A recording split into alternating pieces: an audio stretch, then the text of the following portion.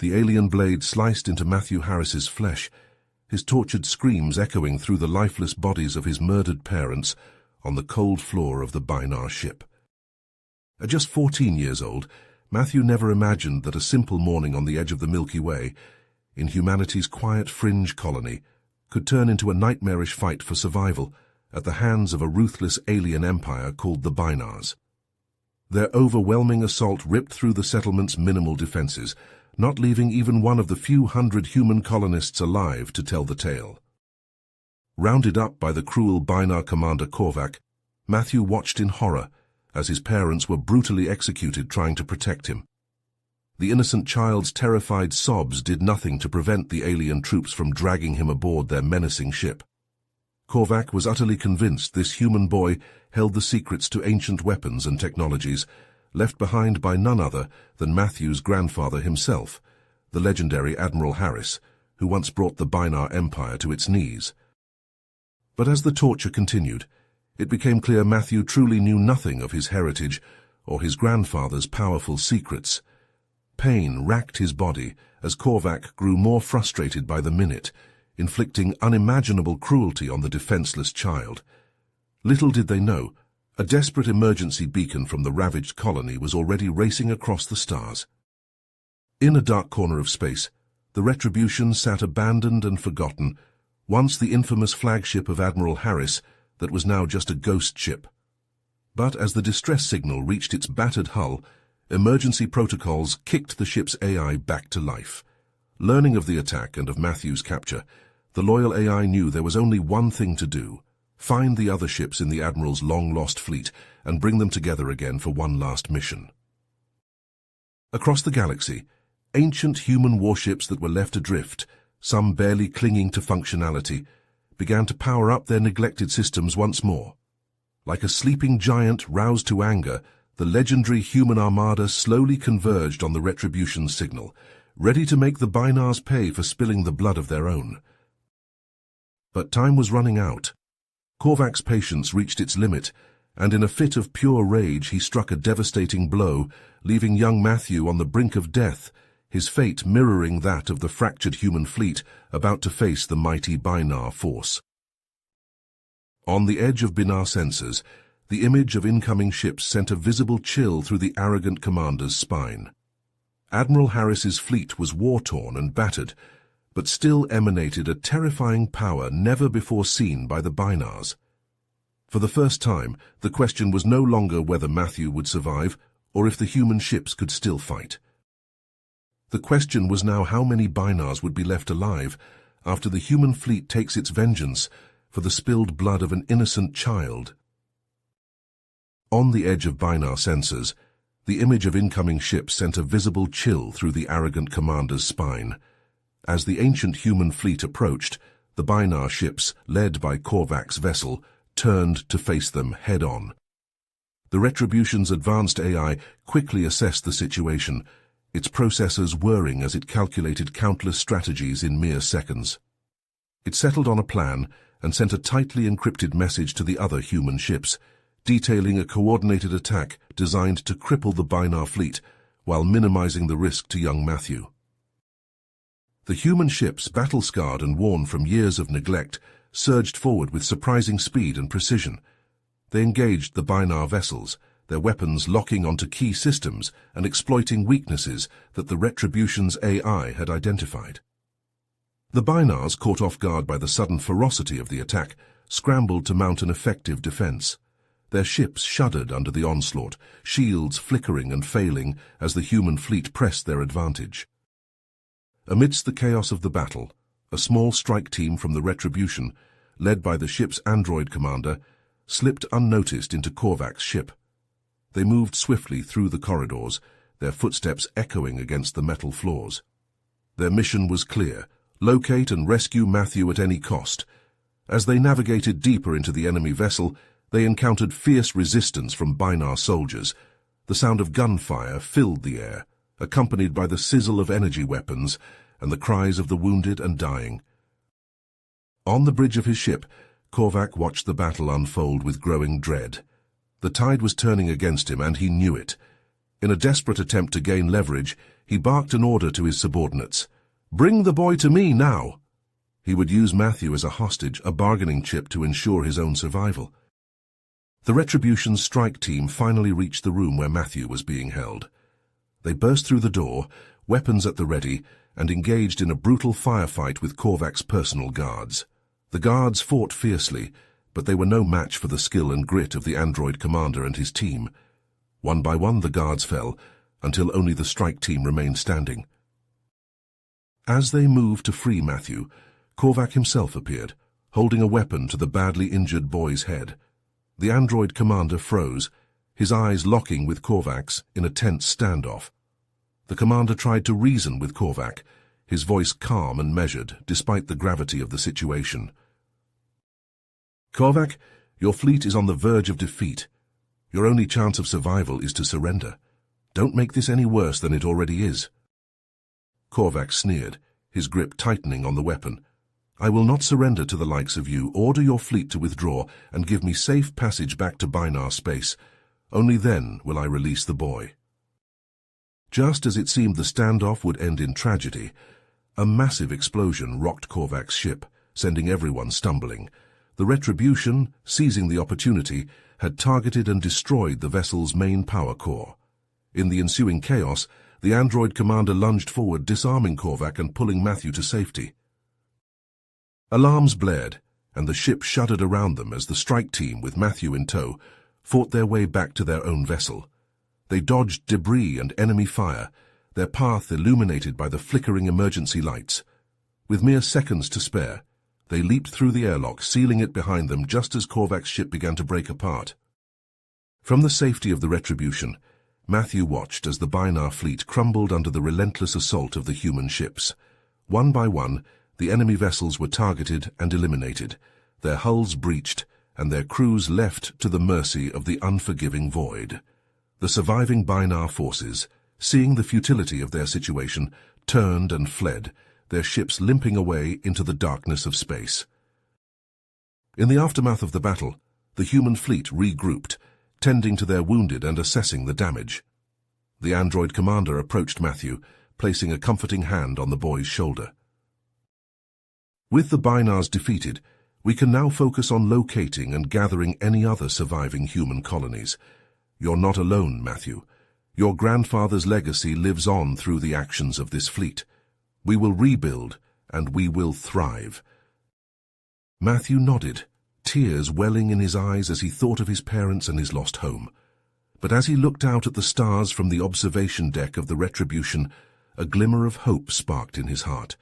He knew that whatever challenges lay ahead, he would face them with the support of his newfound family, the brave men and women of the human fleet. The Retribution's engines hummed as it glided through the vastness of space, leading Admiral Harris's revived fleet on their mission to reunite humanity. In the ship's command center, holographic displays flickered with streams of data as the AI systems worked to decipher ancient star charts. "Another potential colony located," the android commander announced, his metallic voice echoing through the room. "Coordinates locked, preparing for jump." The fleet emerged from hyperspace near a small rocky planet. Scans revealed a dome-like structure on the surface, a human settlement barely clinging to survival. As shuttles touched down, they were met by wide-eyed colonists, their clothes tattered and their faces gaunt from years of hardship. "We thought we were alone," a woman sobbed as she boarded the shuttle. "Thank you for finding us." Back on the Retribution, Matthew sat up in his medical pod, wincing as the nanobots finished repairing the last of his injuries. He swung his legs over the side, testing his strength. "Easy there, kid," a medic cautioned. "You've been through hell." But Matthew couldn't stay still. He wandered the ship's corridors, marveling at the advanced technology surrounding him. In the engine room, he ran his hand along a coolant pipe, feeling the thrum of power beneath his fingers. "Fascinating, isn't it?" The android commander appeared behind him. "This ship was once the pride of humanity's fleet. Now it's our last hope." Over the following weeks, the commander took Matthew under his wing. They spent hours in the simulator room, the boy's fingers flying over control panels as he absorbed knowledge like a sponge. "You have a natural talent for this," the commander observed, "just like your grandfather." As Matthew's skills grew, so did the fleet's numbers. Each new colony they discovered brought more survivors, more stories of perseverance against impossible odds. Then came the distress call. "Emergency transmission detected," the AI announced. "Large human settlement under attack." The fleet dropped out of hyperspace to find chaos. A massive human colony ship hung in orbit, its hull scarred by weapons fire. Swarming around it were dozens of sleek, angular vessels, Binar ships, but unlike any they'd encountered before. "Binar splinter faction," the commander growled. "They've been hunting down human survivors." The battle erupted instantly. The Retribution's weapons blazed, carving paths through the enemy formation, but the colonists were still in danger. "We need boots on the ground," the commander declared, "to evacuate the civilians." Minutes later, he was planetside. Plasma rifle clutched tightly as he led a group of terrified colonists through burning streets. Binar troops advanced relentlessly, their energy weapons sizzling the air. "This way," Matthew shouted, guiding the civilians toward the extraction point. But as they rounded a corner, he found himself cut off from the group, face to face with a towering Binar in ornate armor. The warlord raised his weapon, but Matthew was faster. He ducked, rolled, and came up firing. The Binar's shield flickered and failed. "Impressive," the alien growled, tossing aside his disabled gun. "You fight well and for a human." Matthew kept his rifle trained on the Binar. "Why are you doing this? Haven't enough people died already?" The warlord's compound eyes narrowed. "You don't understand. We're not here to kill. We're here to save you." "We're rebels," the Binar explained, "fighting against the Empire's tyranny. We've been trying to contact your fleet to form an alliance, but we couldn't risk open communication." Matthew's mind raced. If this was true, it changed everything. He tapped his comlink. "Commander, you need to hear this." As Matthew relayed the Binar's words, he realized the weight of the moment. Here, on a battlefield light years from Earth, the future of two species hung in the balance, and somehow, improbably, he found himself at the center of it all.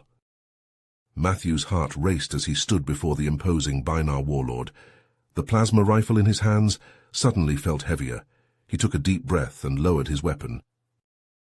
"Commander," Matthew said into his comlink, "we need to hear them out. This could change everything." The android commander's voice crackled through the comm. "Proceed with caution, Matthew. We'll hold our position." Matthew turned to the Binar. "All right, let's talk, but no tricks." Hours later, Matthew found himself aboard a neutral space station, sitting across from the Binar rebel leader in a stark conference room. The android commander stood at attention nearby, his optical sensors scanning for any sign of deception. The rebel leader, Zekran, leaned forward. His compound eyes reflected the harsh lighting. "For decades we've worked in secret to undermine the Empire, but time runs short. The ruling council grows more unstable, more obsessed with humanity's destruction." Matthew's fists clenched under the table. "Why should we trust you, after everything your people have done?" Zekran's mandibles clicked. "Because without each other we both face annihilation. The Empire builds for war as we speak." As if on cue, the Retribution's AI chimed in through the comlink. "Massive Binar fleet detected in nearby system. Invasion force." The room fell silent. Matthew exchanged a glance with the android commander. The stakes had just gotten higher.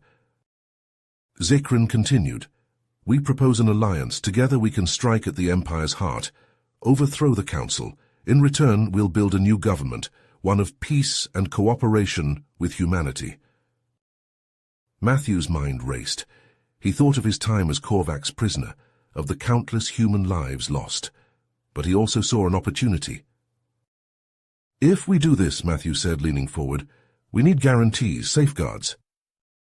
Over the next hours, Matthew surprised himself. Drawing on everything he'd learned, he proposed a series of checks and contingencies. The android commander nodded approvingly, as Matthew laid out plans to ensure the Binars couldn't betray them once the dust settled. Zekrin listened intently, his alien features unreadable. Finally he spoke. "Your proposals are acceptable. You show wisdom beyond your years, Matthew Harris." The Binar leader paused, then added, "There's more. We've uncovered the location of a secret Imperial research facility, weapons that could tip the balance of power. We must strike there first." As they began to plan the joint assault, Matthew felt a weight settle on his shoulders. He was no longer just a survivor. He was shaping the future of entire civilizations. The combined fleet began to mobilize. Matthew suited up, checking his gear one last time before boarding the stealth shuttle. He'd volunteered for the strike team that would infiltrate the research facility. As the shuttle's engines hummed to life, Matthew caught his reflection in a viewport. The face that looked back at him was older, harder than the boy who'd been dragged aboard Korvac's ship. He took a deep breath, steadying himself for what was to come. The stealth shuttle cut through the inky void of space, its sleek form barely visible against the backdrop of stars. Inside, Matthew checked his gear one last time, his fingers dancing over the plasma rifle's controls. The air in the cabin hummed with tension as human soldiers and Binar rebel commandos exchanged nervous glances. "Approaching target," the pilot's voice crackled through the comm. "Prepare for insertion." Matthew's heart raced as the facility came into view, a sprawling complex of angular structures nestled on the surface of a barren moon. The shuttle touched down silently, and Matthew's team spilled out onto the rocky terrain. They moved swiftly, hugging the shadows cast by towering exhaust vents. Matthew's eyes darted left and right, scanning for threats. A nod from the team leader, and they sprang into action. EMP charges detonated, frying the facility's exterior defenses in a cascade of sparks. Alarms blared as Matthew's team breached the perimeter. They burst through a side entrance, weapons raised. The corridor ahead erupted in chaos as Binar Empire guards poured in, energy weapons blazing. Matthew ducked behind a bulkhead, the acrid smell of ozone filling his nostrils as plasma bolts sizzled past. He leaned out, squeezing off precise bursts. A guard crumpled, his exoskeleton smoking. "Push forward," the team leader bellowed. They advanced relentlessly, using cover and coordinated fire to overcome the defenders' superior numbers. Matthew's muscles burned with exertion, but adrenaline kept him moving. Deeper into the facility they pressed, until they reached a series of sealed laboratories. Matthew's stomach churned as they forced open the first door. Inside, transparent tubes lined the walls, filled with writhing alien forms. Some were species he'd never seen before. Others were unmistakably human. Matthew focused his mind, rage building inside him. "We end this now!" They fought with renewed vigor, carving a path through the complex. But as they approached a heavily fortified section, elite Binar soldiers met them with a wall of firepower. Matthew watched in anguish as two of his teammates fell, their armor shredded by high-powered energy blasts. "Covering fire," Matthew shouted, laying down suppressing fire as the rest of the team maneuvered into position. With a coordinated assault, they finally broke through. What lay beyond took Matthew's breath away. A cavernous hangar stretched before them, dominated by a massive alien construct. Its surface rippled with strange energies, and Matthew knew instinctively this was the planet killer they'd come to find. "We need to decide," the team leader said urgently. "Destroy it or take it." Working feverishly, they connected to the weapons systems, initiating the remote piloting sequence. Matthew's fingers flew across the control panel, linking it to a rebel ship in orbit. A thunderous explosion rocked the hangar. Matthew spun to see a contingent of Binar elite guards pouring in, led by a towering figure in ornate armor, their commander. "Protect the prototype!" Matthew yelled as plasma fire erupted around them. In the chaos of battle, Matthew found himself cut off from his team. He dove behind a fallen support beam, coming face to face with the Binar commander. The alien's compound eyes glinted with malice as it raised a crackling energy blade. Matthew's training took over. He rolled, narrowly avoiding a vicious slash. Coming up in a crouch, he fired his plasma rifle, but the commander's energy shield deflected the shots. They clashed in a furious melee. Matthew using every dirty trick and combat maneuver he'd learned. His muscles screamed in protest as he parried blow after blow from the superior Binar. Just as Matthew's strength began to fail, a barrage of fire from his reunited team sent the commander reeling back. Together, they overwhelmed the Binar leader and his guards. With the prototype secured, they began their withdrawal. But a bone-shaking rumble stopped them in their tracks. Matthew's blood ran cold as he saw the fear in his Binar allies' eyes. "Self-destruct sequence," the rebel Binar said grimly. "We have minutes before this entire facility is vaporized." Matthew's mind raced. "Move now!" They sprinted through collapsing corridors, dodging falling debris and pockets of remaining resistance. The air grew thick with smoke and dust. Matthew's lungs burned as he pushed himself to the limit, the extraction point seeming impossibly far away. A massive tremor shook the facility. Cracks spiderwebbed across the floor, threatening to swallow them whole. Matthew leaped a widening chasm, his hand clutching desperately for the other side. Matthew's fingers slipped from the edge of the chasm, his heart pounding as he plummeted. At the last second, a strong hand grasped his wrist. He looked up to see the grim face of his teammate, Jenkins, straining to pull him to safety. No time for thanks. The facility shuddered, steel beams groaning as the self-destruct sequence tore through its foundations. Matthew scrambled to his feet, plasma rifle clutched tight. "Move," he shouted, leading the charge down a crumbling corridor. The air filled with acrid smoke and the scream of twisting metal. Matthew's lungs burned as he ran, dodging falling debris. A massive chunk of ceiling crashed down mere inches behind him, showering his back with sparks and shrapnel.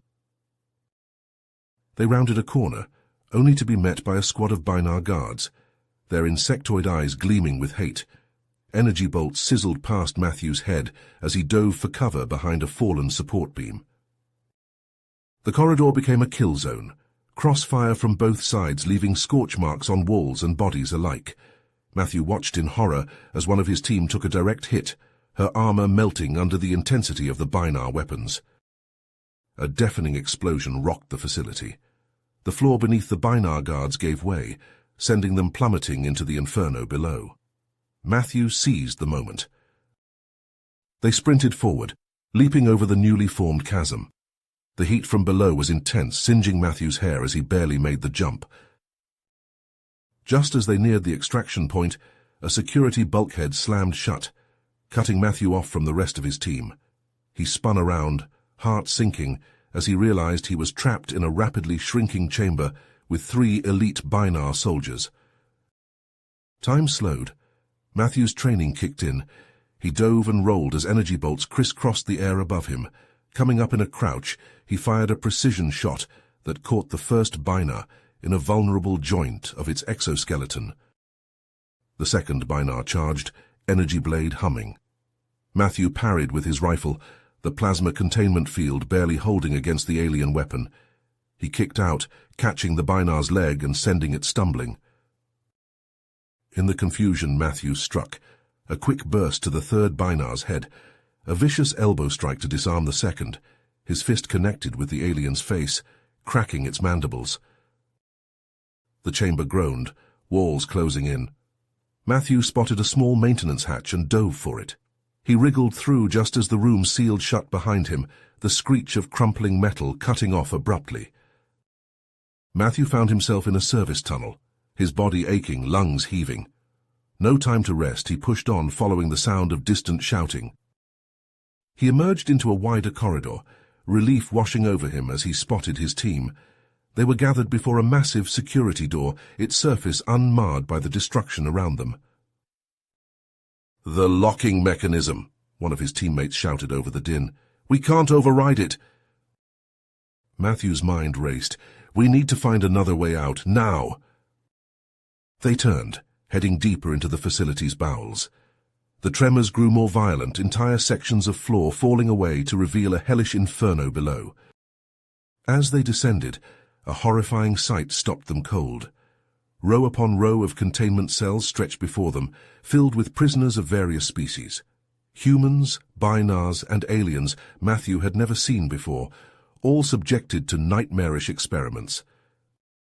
A heated argument erupted among the team. Every second wasted brought them closer to annihilation. "We split up," Matthew decided. "Half of you get that prototype to the extraction point, the rest with me. We're freeing as many as we can." They sprang into action. Matthew's group worked furiously, overriding cell locks and guiding terrified prisoners towards safety. Binar guards and automated defense systems tried to stop them, but Matthew and his team fought with the desperate energy of those with nothing left to lose. The facility's final death throes began. Entire sections vaporized in chain reactions of uncontrolled energy. Matthew led his ragtag group of survivors in a mad dash towards the nearest emergency exit.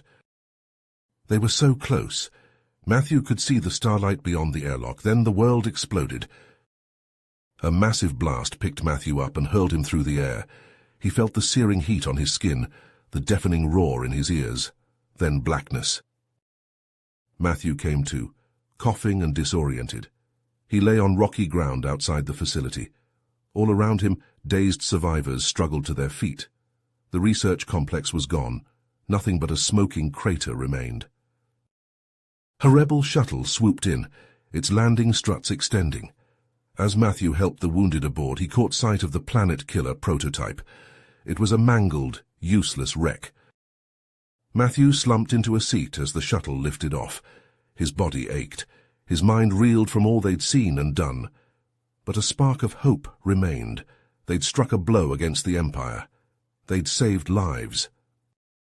As the shuttle carried them towards the waiting fleet, Matthew closed his eyes. The real war was just beginning. Matthew's eyes flickered across the holographic display, assessing the situation.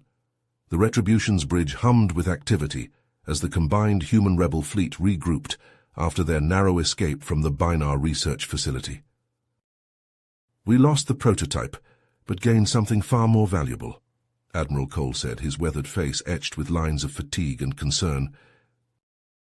Matthew nodded, his thoughts on the rescued prisoners and the wealth of intelligence they'd acquired. The cost had been high, but they'd struck a significant blow against the Empire. A hush fell over the bridge as Zekran, the Binar rebel leader, stepped forward. His insectoid features were unreadable to most humans, but Matthew had learned to discern subtle shifts in the alien's posture and movements. "Our next target must be the Empire's shipyards," Zekran announced, his multifaceted eyes scanning the assembled officers. "Cripple their production, and we cripple their war machine." A low murmur rippled through the room. Everyone knew the strategic importance of such a strike, but the challenges seemed insurmountable.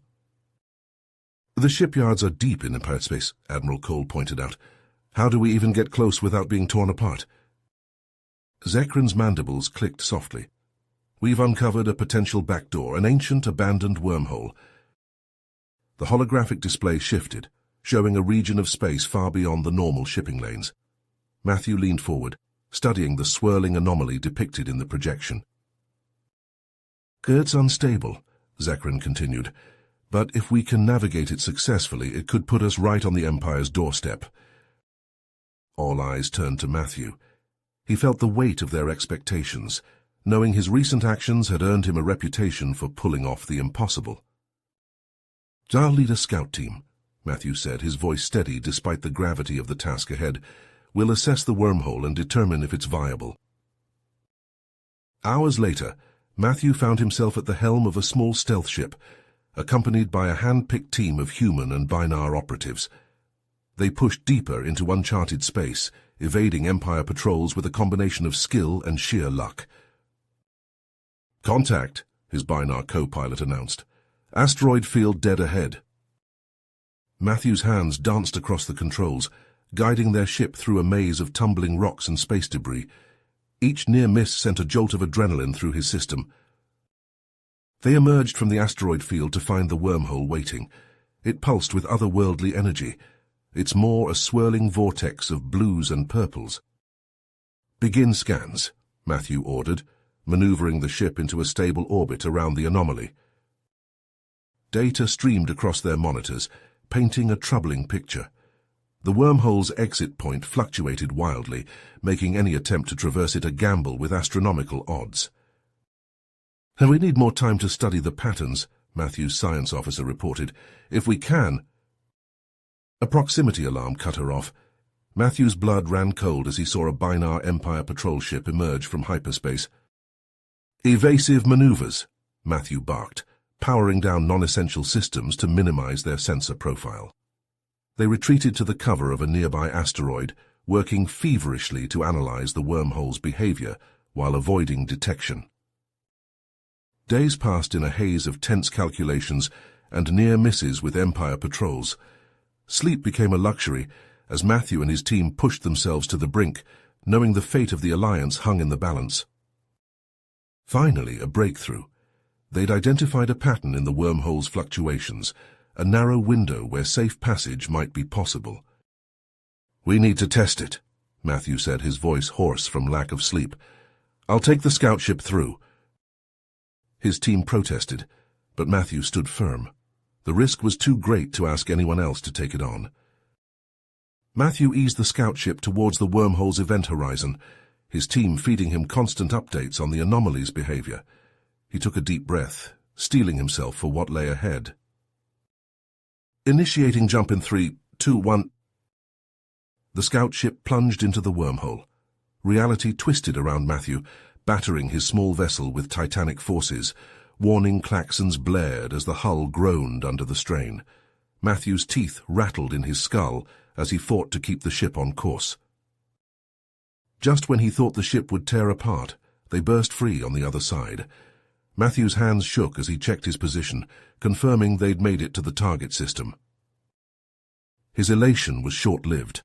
The shipyards loomed before him, a sprawling complex of construction bays and defense platforms. But it was the massive fleet assembling nearby that sent a chill down Matthew's spine. "They know we're here," he muttered, quickly transmitting his coordinates back to the Alliance fleet. As he did so, proximity alarms screamed to life. Empire ships were closing in fast, their weapons charging. Matthew's mind raced. He could try to flee to warn the Alliance of the trap they were about to spring, but that would mean abandoning the mission, throwing away their one shot at crippling the Empire's war machine. Matthew's hands tightened on the controls. He pushed the scout ship's engines to their limit, diving towards the heart of the Empire fleet. Weapons fire lit up space around him as he weaved through the barrage, drawing their attention away from the wormhole's exit point. As waves of enemy ships bore down on him, Matthew silently prayed that his sacrifice would buy enough time for the Alliance to seize this opportunity. He prepared himself for what was sure to be his final battle, knowing that the fate of humanity might well rest on his actions in the next few moments. Matthew's hands clenched the controls, his fingers tightening with tension. Sweat beaded on his brow as he pushed the scout ship's engines to their limits. The vast expanse of the Binar shipyard loomed before him, a sprawling network of construction bays and defense platforms, stretching as far as the eye could see. The first volley of Binar energy weapons sizzled past his viewport, narrowly missing the ship's hull. Matthew juked hard to port, then snap-rolled to starboard, confounding the enemy gunners' targeting systems. His own weapons blazed to life, lancing out at the nearest Binar cruiser. The shots peppered its shields, more an annoyance than a real threat, but it was enough to draw their attention. "That's right," Matthew growled. "Focus on me." He weaved through the defensive fire, his small ship dancing between energy beams and plasma bursts. A Binar destroyer loomed ahead, its massive guns tracking his approach.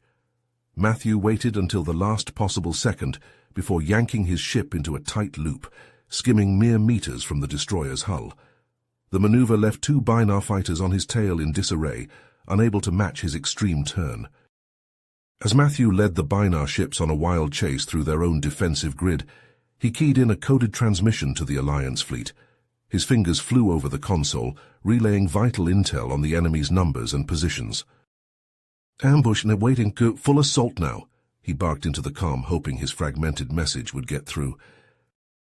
A warning klaxon blared as his shields took a glancing hit. Matthew gritted his teeth, pushing the scout ship into a series of corkscrews and barrel rolls. He dove between two massive construction cranes, using their bulk for cover, as he lined up another strafing run on a Binar frigate. His sensors lit up with new contacts. For a heart-stopping moment, Matthew feared reinforcements had arrived. Then he saw the familiar silhouettes of Alliance warships pouring through the wormhole's exit point. A fierce grin spread across his face as he watched the Retribution lead the charge, its massive guns already hammering the unprepared Binar fleet. The shipyard erupted into chaos. Matthew used the confusion to press his attack, darting between towering assembly lines and half-finished hulls. His nimble scout ship was a constant thorn in the Binar's side, drawing fire and disrupting their formations as the main Alliance fleet bore down on them. A lucky shot from a Binar fighter clipped his starboard engine. Matthew's ship lurched, alarms screaming as he fought to maintain control. He managed to limp behind a partially constructed cruiser, buying precious seconds to assess the damage. "Not good," he muttered, eyeing the rapidly declining readouts. Life support was failing, and his engines were on the verge of giving out entirely. Matthew's gaze fell on the massive reactor core powering the central shipyard facility. A plan formed in his mind, born of desperation and the knowledge that his time was running out. With trembling hands, he plotted a new course. The ship's computer squawked a warning, detecting the suicidal trajectory. Matthew overrode it, pushing his crippled vessel to its absolute limit as he accelerated towards the reactor. "Retribution, this is Matthew," he said, voice steady despite the fear clawing at his gut. "I'm going for the core. It's been an honor serving with you all." He didn't wait for a response. Binar ships swarmed around him, realizing too late the danger of his final play. Matthew closed his eyes, picturing the faces of his comrades, of all those who had fought and died to bring them to this moment. "This one's for Earth," he whispered. The scout ship slammed into the reactor core at full speed. For a split second, nothing happened. Then the world turned white as the pent-up energy was released in a cataclysmic explosion. The last thing Matthew felt was a sense of profound peace as the shockwave consumed him. The blast rippled outward, tearing through the heart of the shipyard. Binar vessels caught in its path were instantly vaporized or left drifting, their systems fried by the electromagnetic pulse. A gaping hole opened in the enemy's defenses, and the Alliance fleet surged forward to exploit it. Aboard the Retribution, Admiral Cole watched the terrifying spectacle unfold. His voice was thick with emotion as he gave the order. The battle raged on, but its outcome was no longer in doubt. Matthew's sacrifice had turned the tide, giving the Alliance the opening they needed to strike a crippling blow against the Binar war machine. As the last pockets of resistance were mopped up, the android commander led a strike team to seize control of the shipyard's command center. They fought their way through corridors filled with panicked Binar technicians and the occasional security team, their cybernetic reflexes giving them a decisive edge in the close-quarters combat. The android's fist smashed through the command center's reinforced door. Inside, Binar officers scrambled to purge their systems and destroy vital intelligence. They were too late. Within minutes, the Alliance had full control of the facility, cutting off the Binar Empire's ability to coordinate their remaining forces. In the aftermath of the battle, as the Alliance began to take stock of their victory, a somber mood settled over the fleet. The Retribution's crew gathered in the main hangar bay, a makeshift memorial for their fallen comrade. Zekran stood before them, his alien features unreadable to human eyes, but his voice carried the weight of shared loss. "Matthew Harris gave his life so that we might yet prevail." Zekran's multifaceted eyes scanned the somber faces before him. "Matthew's sacrifice has given us a foothold in enemy territory. We must not squander this opportunity." The Binar rebels' words cut through the heavy silence. Admiral Cole nodded, his face hardened. "What do you propose?" Zekran's voice lowered, taking on an urgent tone. "Deep within these shipyards lies a secret research division. The Empire's most advanced weapons and technologies are developed there. If we can seize it, we could turn their own innovations against them," the android commander finished. its metallic features reflecting the harsh overhead lights. Within hours, a strike force assembled in the Retribution's hangar bay. Human Marines stood shoulder to shoulder with Bynarr rebels, their disparate forms united by a common purpose. The android commander strode before them, its servos whirring softly. "Our objective is clear," it stated, its synthesized voice carrying across the bay. "Secure the research division, neutralize any resistance, and extract all valuable intelligence." The strike force moved swiftly through the shipyard's labyrinthine corridors. The acrid smell of ozone and burnt metal lingered in the air, a reminder of the recent battle. They encountered sporadic resistance, small groups of Bynarr soldiers, caught off guard, and quickly overwhelmed. As they neared the research division, the firefights intensified. Plasma bolts sizzled past, leaving scorch marks on the metallic walls. A human Marine cried out as a shot caught him in the shoulder, the smell of burning flesh mingling with the smoke. "Push forward," the android commander ordered, its own weapon spitting deadly fire. They breached the main compound, and the scene that greeted them froze even the most hardened soldiers in their tracks. Rows upon rows of containment units lined the walls, each housing a prisoner. Humans, Bynarrs, and a dozen other species lay strapped to examination tables, their bodies bearing the marks of cruel experimentation. The android commander strode to the nearest occupied unit, its sensors scanning the occupant. Its photoreceptors widened in what passed for surprise. "This is impossible." Inside, barely conscious, lay a human male. His once powerful frame was now wasted, his skin pallid and marked with surgical scars, but there was no mistaking the face. "Commander Turner," the android stated, "Admiral Harris's first officer." As the strike force worked to free the prisoners, Turner recounted his tale in halting words. His ship, ambushed and boarded, the long years of captivity and experimentation. The android commander processed this information, its circuits humming with increased activity. "We must secure this facility immediately. The intelligence here could—" An alarm blared, cutting off its words. Red emergency lights bathed the room in an eerie glow. "Intruder alert," a computerized voice announced, initiating lockdown protocols. The android's head snapped up. "We've been discovered. Prepare for—" The far wall exploded inward in a shower of sparks and twisted metal.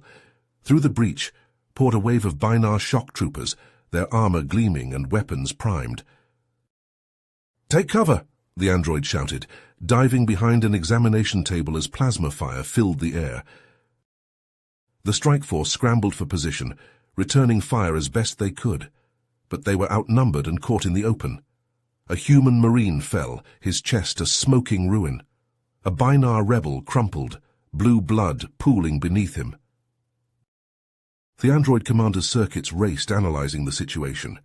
Their position was untenable, unless— Its photoreceptors fell on a nearby weapons rack, filled with experimental Bynarr technology. A plan formed in its positronic brain. "Cover me," it shouted, sprinting for the rack. The android's hands moved in a blur, assembling and modifying components with inhuman speed. It turned, hefting a cobbled-together device that hummed with barely contained energy. "Fire in the hole," it warned, before unleashing a wave of crackling energy that swept through the room. The Bynarr shock troopers convulsed, their systems overloaded by the pulse. They dropped like puppets with cut strings. For a moment, silence reigned. Then a slow clap echoed through the room. A tall Bynarr emerged from the shadows, his armor more ornate than the others. "Impressive," he said, his voice cold, "but futile. I am Corvin, and this facility will be your tomb." His hand moved to a control panel on his wrist. Alarms blared anew. "Self-destruct sequence initiated," the computerized voice announced. "T-minus 10 minutes to detonation." The android commander's circuits surged with the human equivalent of adrenaline. Time was running out, and the fate of the mission, and potentially the entire war, hung in the balance. The Retribution's bridge buzzed with activity as the Alliance forces regrouped. Admiral Turner, his face etched with lines of fatigue and the scars of Binar captivity, hunched over a holographic display. His eyes darted across streams of data, decrypting the intelligence seized from the research facility. "By God," he muttered, his voice gravelly from disuse, "this is worse than we thought." Matthew Harris stood at attention nearby, his uniform still singed from the recent battle. "What is it, sir?" Turner's fingers flew across the interface, bringing up schematics of a massive vessel. "The Binars have developed a new class of weapon, a ship killer. One shot from this thing could tear through our heaviest shields easily," Turner said, his eyes sharp. "And they're building them as we speak." Zekran, the Binar rebel leader, stepped forward. His multifaceted eyes reflected the hologram's glow. "Where?" Turner tapped a command, and the display shifted to a star chart. "A secret shipyard heavily fortified. If these prototypes enter mass production, the war is as good as lost." A tense silence fell over the bridge. Matthew's mind raced, calculating the odds. "We can't hit it head-on. Their defenses would tear us apart before we got close." Turner nodded grimly. "Agreed, we need a surgical strike. A small team, in and out before they know what hit them." Zekran's voice carried a note of steel. "I volunteer. My knowledge of Binar systems will be crucial." "I'm going too," Matthew said, stepping forward. "The android commander gave his life to get us this far. I won't let his sacrifice be in vain." The next few hours passed in a blur of preparation. Zekran selected his most skilled operatives, including a young Binar slicer whose fingers danced across computer interfaces with inhuman speed. As Matthew checked his gear one last time, he felt a hand on his shoulder. He turned to see Admiral Turner, his eyes filled with a mix of pride and concern. "You remind me of your father," Turner said softly. "He'd be proud of the man you've become." The strike team boarded their captured Binar shuttles, tension thick in the air. As they approached the secret shipyard, Matthew's hands tightened on the controls. The massive structure loomed before them, a fortress of metal and energy shields. "Entering sensor range," Zekran reported. "Engaging stealth systems." They glided past the outer defenses, hearts pounding. For a moment it seemed they might slip in undetected. Then alarms blared, and Matthew's console lit up with incoming fire. The shuttle bucked and shuddered as they weaved through a hail of energy bolts. Matthew's world narrowed to the view screen and his controls, every muscle taut as he pushed the craft to its limits. "There," Zekran called out. "Maintenance bay, Sector 7. Matthew saw the opening and didn't hesitate. He cut the engines, letting momentum carry them the last few meters as they slipped inside the bay. The shuttle scraped against the deck, throwing sparks, before grinding to a halt. "Move, move, move," Matthew ordered, grabbing his weapon. They poured out of the shuttle, taking cover as Binar security forces converged on their position. Plasma bolts sizzled through the air, leaving scorch marks on the walls. They fought their way deeper into the shipyard, Matthew and Zekran working in perfect sync. Each firefight was a dance of death, with Matthew's combat skills complementing Zekran's intimate knowledge of Binar tactics. After what felt like hours of running and fighting, they reached a massive set of blast doors. Beyond lay the heart of the shipyard and their target. "We'll need to split up," Zekran said, his voice tight with urgency. "My team will hit the control center, upload the virus. You take your group and plant the charges on the prototypes." Matthew nodded, clasping Zekran's arm. "Good hunting. We'll meet at the extraction point." As the teams separated, Matthew led his group into the cavernous construction bay. The ship-killer prototypes loomed above them, monstrous creations of metal and energy. They worked quickly, planting explosive charges at key structural points. Suddenly, the air filled with the whine of charging weapons. Matthew spun to see a Binar assault squad pouring into the bay, cutting off their escape. "Take cover," he yelled, diving behind a massive power conduit as energy bolts rained down around them. The situation looked grim. Matthew's team returned fire, but they were pinned down and outnumbered. As he searched desperately for a way out, the lights flickered, then went out entirely. A moment later, emergency power kicked in, bathing the bay in an eerie red glow. Zekran's voice crackled over the comm. "Virus uploaded. Systems are crashing across the facility." Matthew seized the opportunity, pushed through, head for the extraction point. They fought their way clear of the construction bay, linked up with Zekran's team and made a mad dash for their shuttles.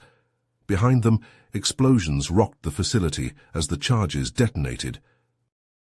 As they fled the system, Matthew watched the shipyard erupt into a spectacular fireball. The prototypes were destroyed, but the victory felt hollow.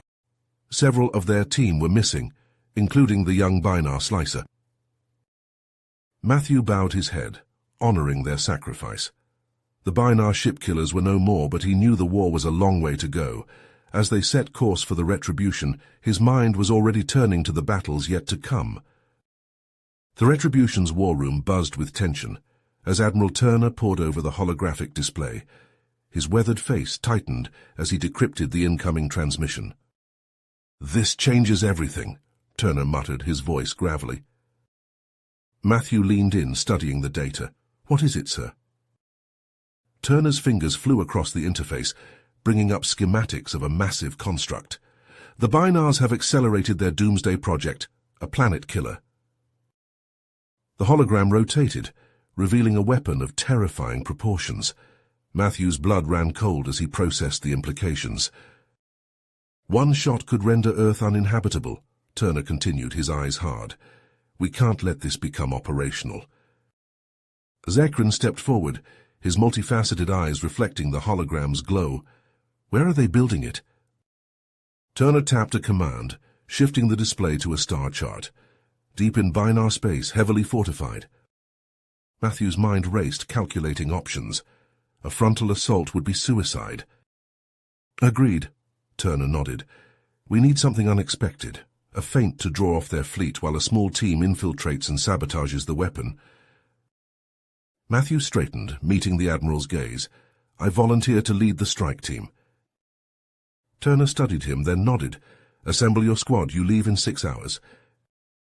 The next few hours passed in a blur of preparation. Matthew selected his team with care, each member a specialist in their field. Zekran would be his second in command, the Binar rebels' knowledge of enemy systems invaluable. As Matthew performed final equipment checks, he felt a hand on his shoulder. He turned to see Admiral Turner, concern etched on his face. "The fate of Earth rests on this mission," Turner said softly. "Good hunting, son." Matthew swallowed hard, nodding. "We won't let you down, sir." The strike team boarded their stealth shuttle, tension thick in the air. As they approached the target system, Matthew's hands tightened on the controls. A massive gas giant loomed before them, its heavily fortified moon their destination. "Entering sensor range," Zekran reported. "Stealth systems engaged." They slipped past the outer defenses, hearts pounding. For a tense moment it seemed they might go undetected. Then alarms blared, and Matthew's console lit up with incoming fire. The shuttle bucked and shuddered as Matthew wove through a hail of energy bolts. His world narrowed to the view screen and controls, every muscle taut as he pushed the craft to its limits. They touched down hard, the shuttle's landing struts groaning under the impact. Matthew was on his feet in an instant, weapon at the ready. "Move out," he ordered, leading the charge down the ramp. They poured out of the shuttle, immediately taking fire from Binar security forces. Plasma bolts sizzled through the air, leaving scorch marks on the rocky terrain. Matthew dove behind a jutting rock formation, returning fire. To his left, a human operative cried out as a bolt caught him in the leg. Zekran dragged the wounded man to cover, applying a quick field dressing. "Push forward," Matthew shouted, leading by example as he vaulted over his cover and charged the Binar position. They fought their way through multiple defensive lines, each firefight more intense than the last. Matthew and Zekran worked in perfect sync, covering each other's advances and exploiting gaps in the enemy's formation. Finally, they breached the main facility. Matthew's breath caught as he laid eyes on the superweapon for the first time. It towered above them, a behemoth of metal and energy projectors, pulsing with barely contained power. "Well, well," a cold voice echoed through the chamber. "I was wondering when you'd arrive." Matthew spun to see Corvin, the Binar commander, standing on a raised platform. A sadistic grin spread across his face. "You're too late," Corvin sneered. "The weapon is nearly operational. Earth will be the first to fall." Matthew's blood boiled at the threat to his homeworld. Not if we have anything to say about it. Corvin's elite guards surged forward, engaging Matthew's team in a vicious close-quarters battle. The air filled with the buzz of energy weapons and the cries of the wounded. Matthew saw Corvin moving towards the main control hub. "Zekran," he shouted, "with me!" They fought their way through the melee, pushing towards the hub.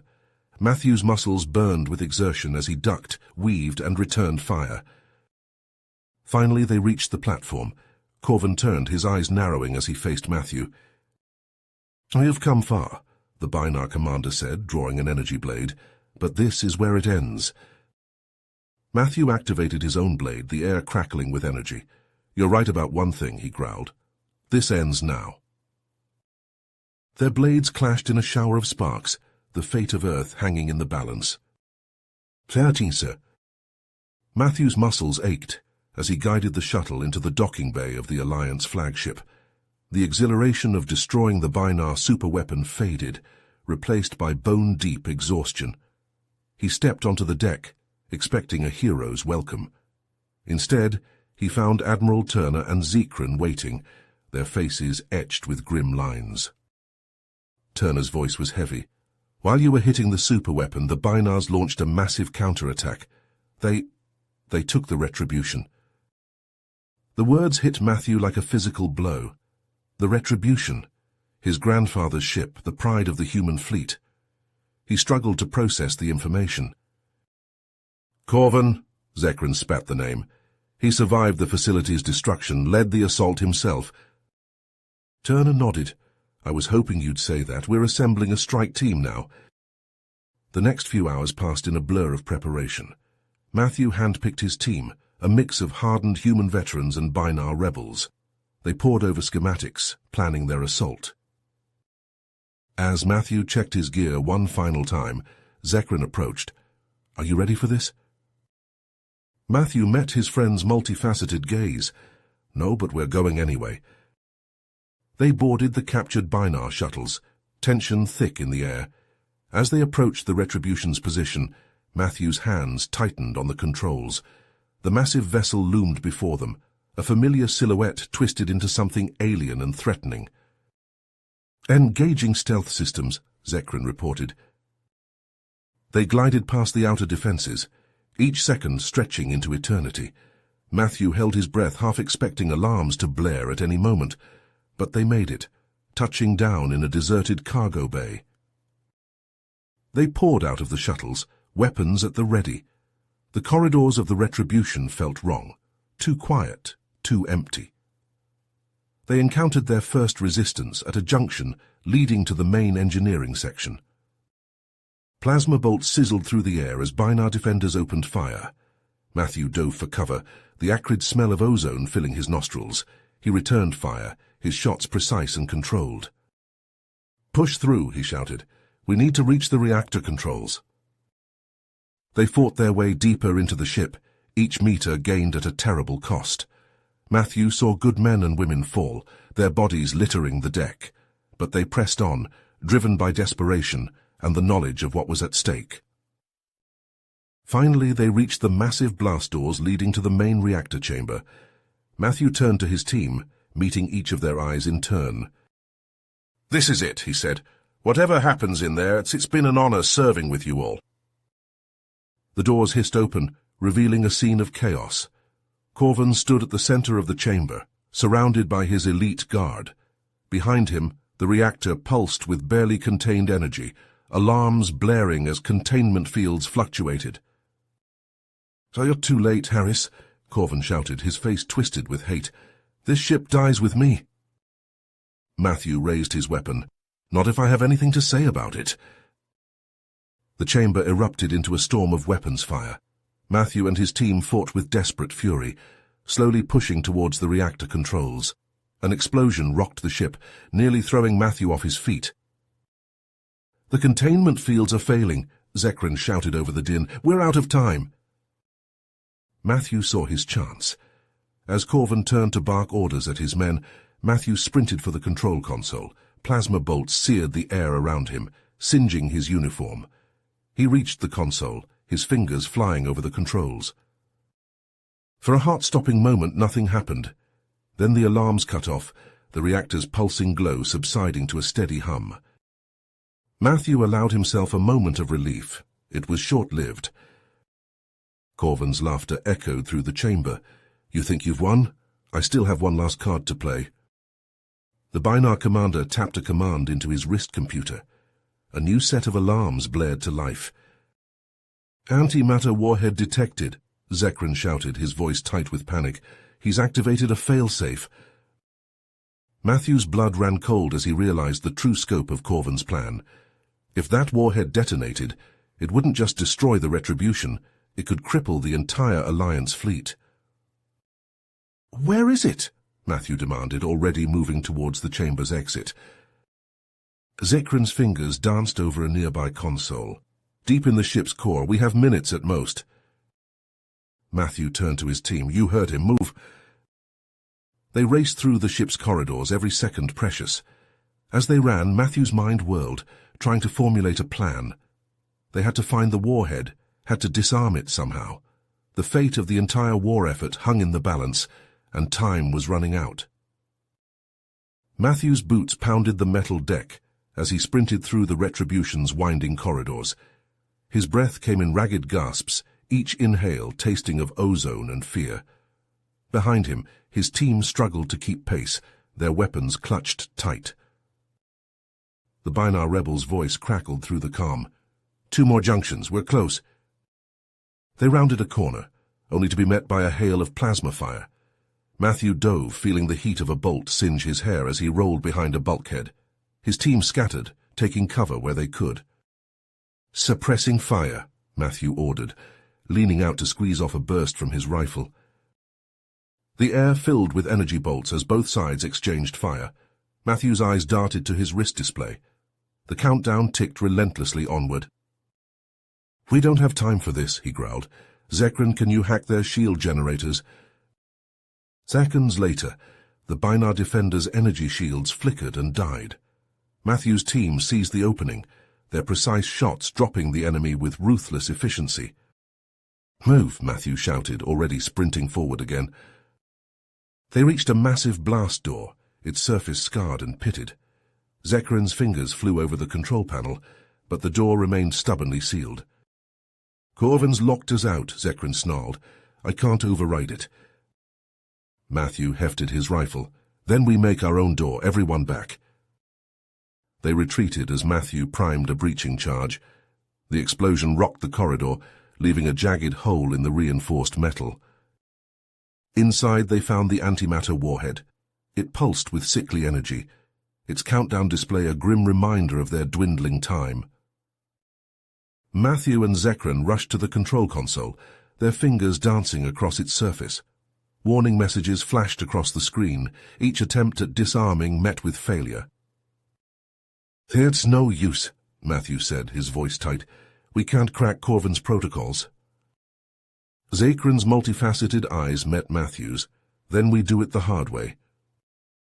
Before Matthew could object, Zekran was already donning a protective suit. The material looked worn, patches and seams visible where it had been repaired countless times. "Zekran, no," Matthew pleaded. "There has to be another way." The Binar rebel shook his head. "You know there isn't. My body's already half dead from what they did to me. Let me do this." Matthew wanted to argue, but the countdown's steady beep silenced his protests. He watched as Zekran entered the chamber, the rebel's movements slow and deliberate as he began the delicate process of decoupling the antimatter matrix. Explosion rocked the room. Matthew spun to see Binar troops pouring through the breach led by Corvin himself. Matthew raised his rifle, squeezing the trigger. Like hell it will. The room erupted into chaos. Plasma bolts crisscrossed the air as Matthew and his team fought desperately to hold their position. Each second bought was paid for in blood, human and Binar alike.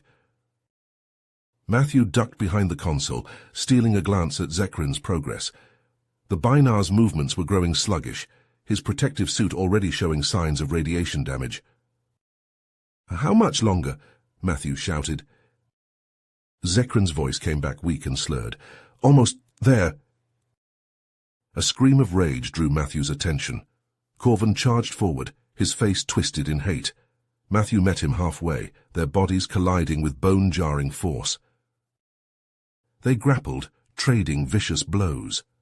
Matthew felt ribs crack under Corvin's fist, but he gave as good as he got. Blood flowed freely from both of them as they tore into each other with primal fury. A strangled cry from the chamber pulled Matthew's focus for a split second. He saw Zekrin stagger back from the warhead, the rebel's suit in tatters. The distraction cost him. Corvin's blow caught Matthew square in the jaw, sending him sprawling. He tasted blood as he hit the deck hard. Corvin loomed over him, energy blade humming to life. "It's over, human. Your pathetic resistance ends here." Matthew's hand closed around his fallen sidearm. In one fluid motion he brought it up and fired. The bolt caught Corvin in the chest, hurling him backward. Silence fell over the room. Matthew struggled to his feet, every movement an agony of bruised flesh and cracked bone. He stumbled to where Zekrin lay motionless. Did we do it?" Matthew asked, cradling his friend's broken body. Zekrin's eyes flickered open, unfocused and clouded with pain. "It's done, the warhead's neutralized." Matthew felt tears sting his eyes as Zekrin's labored breathing grew weaker. The Binar's hand grasped Matthew's arm with surprising strength. "Promise me," Zekrin wheezed. "End this war, make peace possible." "I promise," Matthew said, his voice thick with emotion. "I'll see it through for all of us." Zekrin's eyes closed for the final time, his body going limp in Matthew's arms. For a moment, Matthew allowed himself to feel the full weight of his grief. Then he gently laid Zekrin's body down and stood. Corvin lay where he had fallen, blood pooling beneath him. The Binar commander's eyes blazed with hatred as Matthew approached. "Do it," Corvin spat. "Finish what you started." "No," Matthew said. "This ends now, but not with your death. You'll stand trial for your crimes."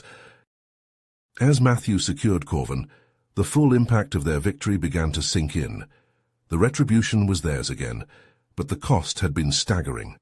He looked around at the survivors of his team, their faces a mix of exhaustion and disbelief. "We did it," Matthew said, his voice hoarse. "But this is just the beginning. We have a promise to keep." "Corvin's intel checks out," a gruff colonel announced. "The Empire's leadership is holed up in this fortress." He gestured to a massive structure dominating the capital city's skyline. Matthew leaned in, studying the defenses. "Those shield generators look impenetrable." "That's where you come in, Harris," Admiral Thorne said, his weathered face etched with lines of worry. "We need a strike team to slip past their defenses while we hit them with everything we've got." Before Matthew could respond, an aide burst into the room. "Admiral, we found something on the Retribution. You need to see this." Minutes later, Matthew found himself in a dimly lit chamber deep within the reclaimed ship. Admiral Thorne stood before a reinforced container, his expression grave. "During the cleanup, we discovered this," Thorne said, keying in a complex code. The container hissed open, revealing a sleek, alien-looking weapon. Matthew's eyes widened. "What is it?"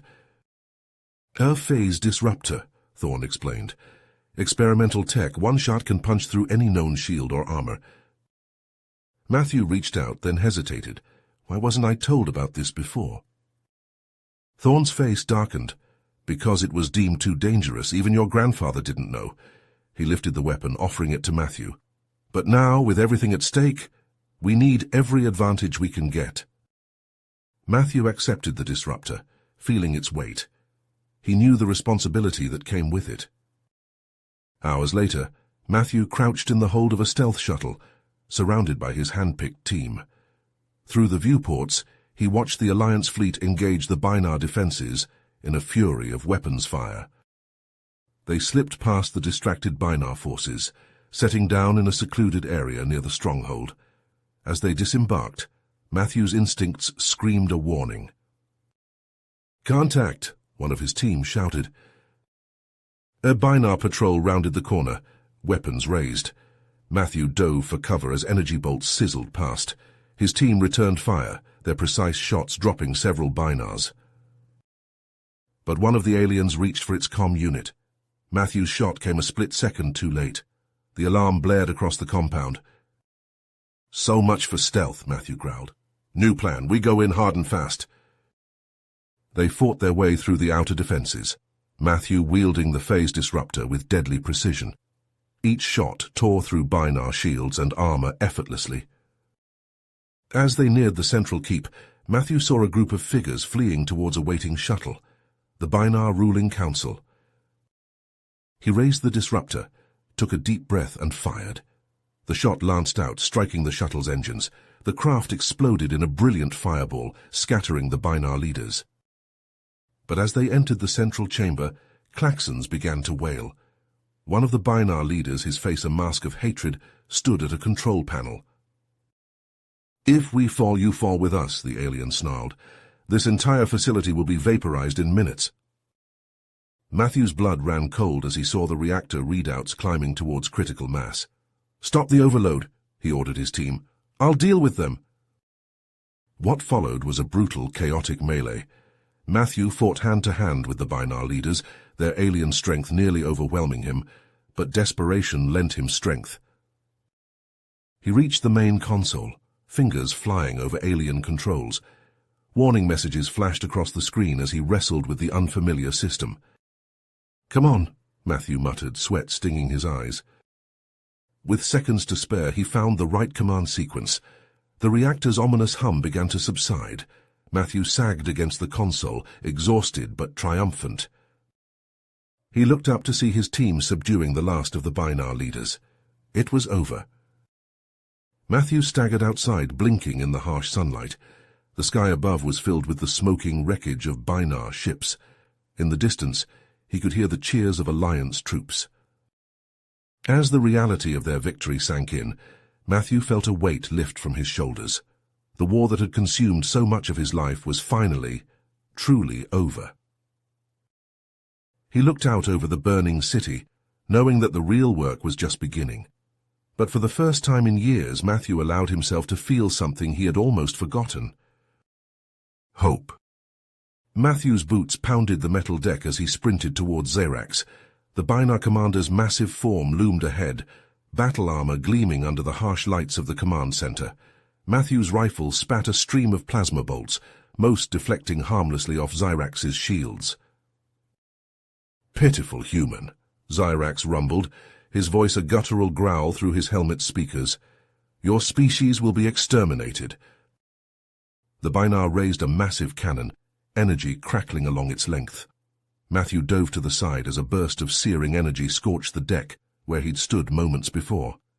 He rolled to his feet, squeezing off another burst of fire. Around them, the command center erupted into chaos. Matthew's team grappled with Xerax's guards, the clash of metal and the sharp retort of weapons fire filling the air. Sparks showered from damaged consoles as stray shots found their mark. Matthew's mind raced. He needed to reach those weapon controls, but Xerax stood between him and salvation for the colonists below.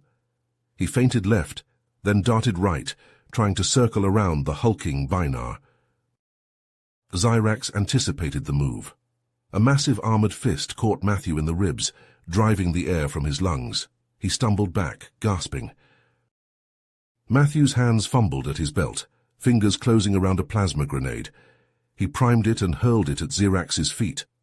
The Binar commander leapt back, but the explosion still staggered him. Seizing the opening, Matthew charged. He slammed into Xerax, the impact jarring every bone in his body. They crashed into a control panel, alarms blaring as systems overloaded.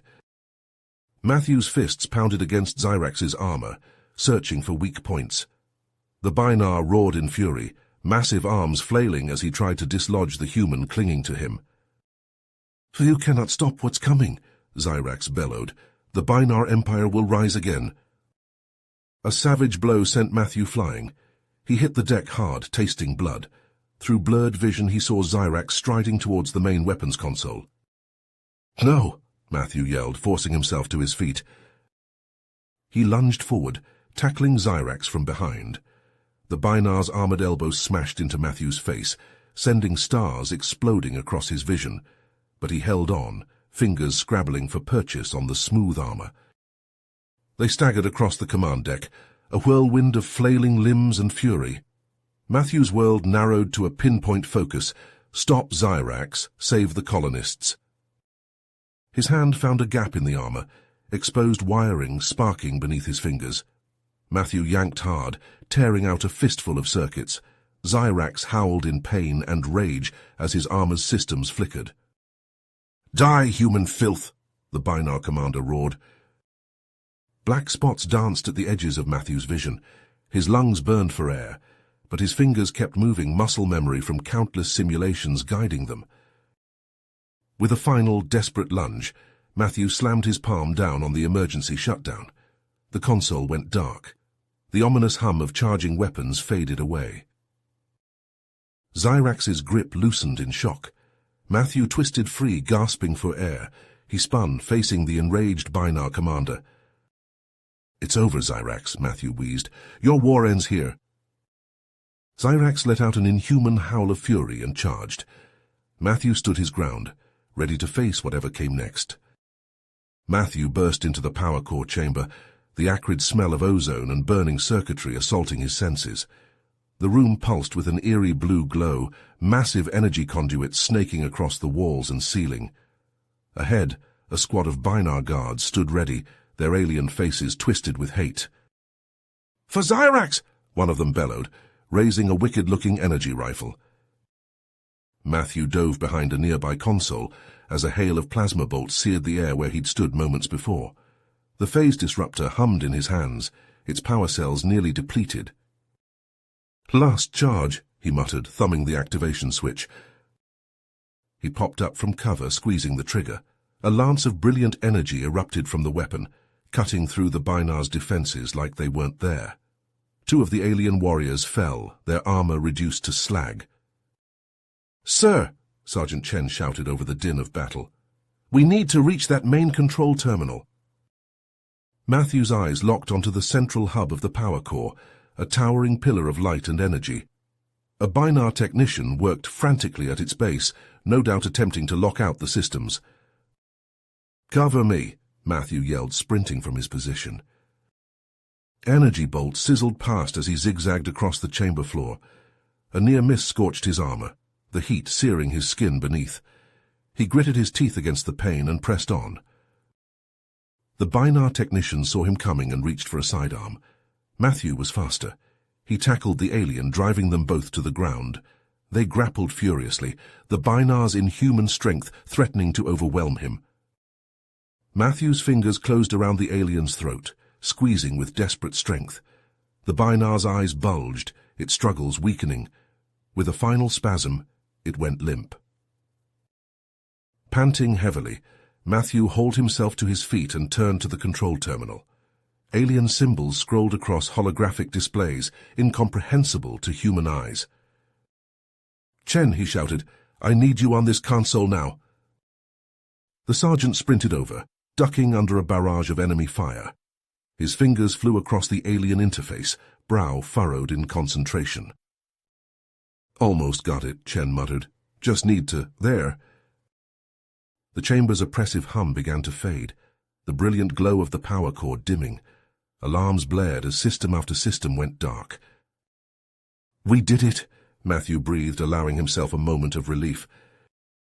But their victory was short-lived. A blood-curdling roar echoed through the chamber.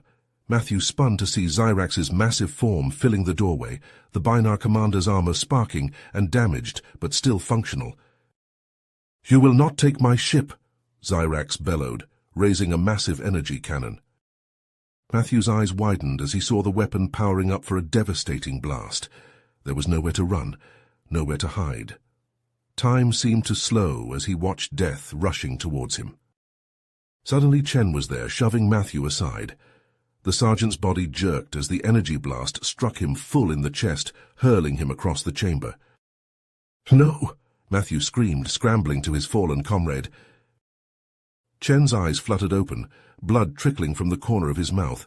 "Finish it," he gasped, pressing a small device into Matthew's hand, for Earth. With a final shuddering breath, Chen went still. Matthew's fingers closed around the device, a compact EMP generator. His fists tight as he turned to face Zyrax, rage and grief fueling his persistence. The Binar commander advanced, energy cannon charging for another blast. Matthew stood his ground, Chen's sacrifice stealing his nerves. "Plan's over, Zyrax," he said, voice steady despite the turmoil within. "Your ship is dead, your forces are beaten. Surrender, and I'll ensure you face a fair trial." Zyrax's alien features contorted in fury. "Never. I'll see your entire species wiped from existence before I yield." The Binar's massive finger tightened on the trigger.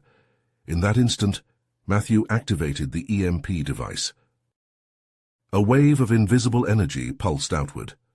Zyrax's cannon sputtered and died, his armor's systems flickering and failing. The few remaining lights in the chamber went dark, plunging them into near-total blackness. Matthew didn't hesitate. He charged forward, driving his shoulder into Zyrax's midsection. The Binar commander staggered back, his imposing bulk now a hindrance without powered armor to assist his movements. They grappled in the darkness, a furious exchange of blows. Matthew felt ribs crack under Zyrax's powerful strikes, but he gave as good as he got. His fists found weak points in the alien's armor, pummeling vulnerable flesh beneath. Zyrax's strength was fading, his movements growing sluggish. With a final desperate surge, Matthew drove the Binar back. Zyrax's foot caught on a piece of debris, sending him crashing to the ground. Matthew was on him in an instant, pinning the alien commander with his full weight. His hands found Zyrax's throat, squeezing with every ounce of strength he had left. Zyrax thrashed beneath him, alien curses gurgling from his constricted throat. But Matthew didn't let up, driven by a cold fury that burned away all hesitation. Gradually, the Binar's struggles weakened. His massive limbs went slack, his eyes rolling back in his head. Only then did Matthew release his grip, chest heaving as he fought to catch his breath. For a long moment, he knelt there in the darkness, the weight of all they'd sacrificed settling over him. Then, slowly, he pushed himself to his feet. They'd won the battle, but the war was far from finished. The acrid stench of ozone and burning circuitry assaulted Matthew's nostrils as he barreled into the power core chamber. His boots clanged against the metal deck, each step jarring his bones. Binar guards stood ready, their alien faces contorted with hatred. "For Zyrax!" one bellowed, raising an energy rifle. Matthew's muscles screamed as he dove behind a nearby console. Plasma bolts seared the air, leaving scorch marks where he'd stood moments before. The prototype phase disruptor hummed in his hands, its power cells nearly depleted. He popped up from cover, squeezing the trigger. A lance of brilliant energy erupted from the weapon. 2 Binar warriors fell, their armor reduced to slag. The remaining guards scattered, taking up positions behind power conduits and equipment banks. Matthew's team pushed into the chamber behind him, laying down suppressing fire. "Sir," Sergeant Reeves shouted over the din, "we need to reach that main control terminal." Matthew's eyes locked onto the central hub of the power core, a towering pillar of pulsing energy. A Binar technician worked frantically at its base. "Cover me," Matthew yelled, sprinting from his position. Energy bolts sizzled past as he zigzagged across the chamber floor. A near miss scorched his armor, searing his skin beneath. He gritted his teeth against the pain and pressed on. The Binar technician saw him coming and reached for a sidearm. Matthew was faster. He tackled the alien, driving them both to the ground. They grappled furiously, the Binar's inhuman strength threatening to overwhelm him. Matthew's fingers closed around the alien's throat, squeezing with desperate strength. The Binar's eyes bulged, its struggles weakening. With a final spasm, it went limp. Panting heavily, Matthew hauled himself to his feet and turned to the control terminal. Alien symbols scrolled across holographic displays, incomprehensible to human eyes. The sergeant sprinted over, ducking under a barrage of enemy fire. His fingers flew across the alien interface, brow furrowed in concentration. "Almost got it," Reeves muttered. "Just need to... Damn it!" A complex biometric authentication screen flashed up, blocking their progress. Matthew swore, raising the phase disruptor. He unleashed a barrage of fire, shattering the console's outer casing and exposing its inner workings. Binar guards closed in on their position.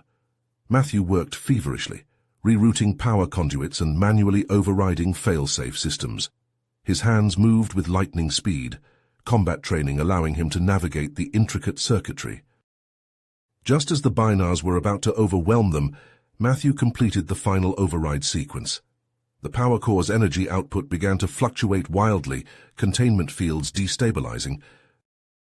"We've got to move," Matthew shouted, activating his personal deflector shield. He grabbed Reeves and dove behind a massive support strut. The core erupted in a blinding explosion. A shockwave ripped through the chamber, incinerating the Binar guards and sending debris flying in all directions. For long moments, Matthew's world was nothing but searing heat and deafening noise. Then gradually, silence fell. He emerged from cover, ears ringing, to survey the devastation. The once formidable power core was now a smouldering ruin. Outside the chamber, the rest of Matthew's team had gained the upper hand, subduing the remaining Binar forces. With the warship's main power systems offline, Zyrax's loyalists were left defenseless and disorganized. Matthew staggered to a viewport, watching as Alliance ships mopped up the last pockets of resistance. The battle for the colony was won, but at a heavy cost. Bodies of both humans and Binars littered the deck around him. As he looked out over the scarred landscape of the colony, Matthew felt a weight settle on his shoulders. The war against the Binar Empire was just the beginning. There would be more battles, more sacrifices. But for now, they had struck a decisive blow. Matthew wiped sweat from his brow as he surveyed the ruined landscape of the human colony. Twisted metal and shattered concrete stretched as far as the eye could see. Alliance crews worked tirelessly, clearing debris and setting up temporary shelters for the survivors. "Commander," a young scout approached, breathing heavily. "We've found something." Matthew's eyes narrowed. "What is it?" "An entrance, sir. Hidden beneath the rubble of the old administration building. It leads underground." Within the hour, Matthew stood before a massive blast door, its surface scarred and pitted. A team of engineers worked to bypass the security systems. "Be ready for anything," Matthew ordered, checking the charge on his phase pistol. The door creaked open, revealing a pitch-black tunnel stretching into the earth. Matthew activated his helmet's night vision and led the way, boots clanking on metal grates. They descended for what felt like hours, encountering increasingly sophisticated security measures. Laser grids, motion sensors, and automated turrets all fell to the skill of Matthew's team. Finally, they emerged into a cavernous chamber. Row upon row of stasis pods lined the walls, each containing a motionless human form. Matthew approached one of the pods, wiping condensation from its surface. A woman's face stared back at him, eyes closed, skin pale. A weak voice called out from the far end of the chamber. "Help, please." Matthew rushed over, finding a battered man slumped against a control console. His face was gaunt, eyes sunken. Tarkus coughed, blood flecking his lips. "Zyrax, he took us, not just to kill, to change us." Matthew leaned closer, straining to hear the dying man's words. They wanted soldiers, human bodies, Binar tech, brainwashed, to fight for them. Tarkus's eyes rolled back, his body going limp. Matthew gently lowered him to the floor, rage building in his chest. "Commander," Jennings called out, "you need to see this." Matthew's fists clenched. "We're shutting this place down. Now, start evacuating the pods." As his team sprang into action, alarms blared throughout the facility. A new voice, cold and precise, echoed through hidden speakers. I'm afraid I can't allow that, Commander. A shimmering energy barrier sprang to life, cutting off their escape.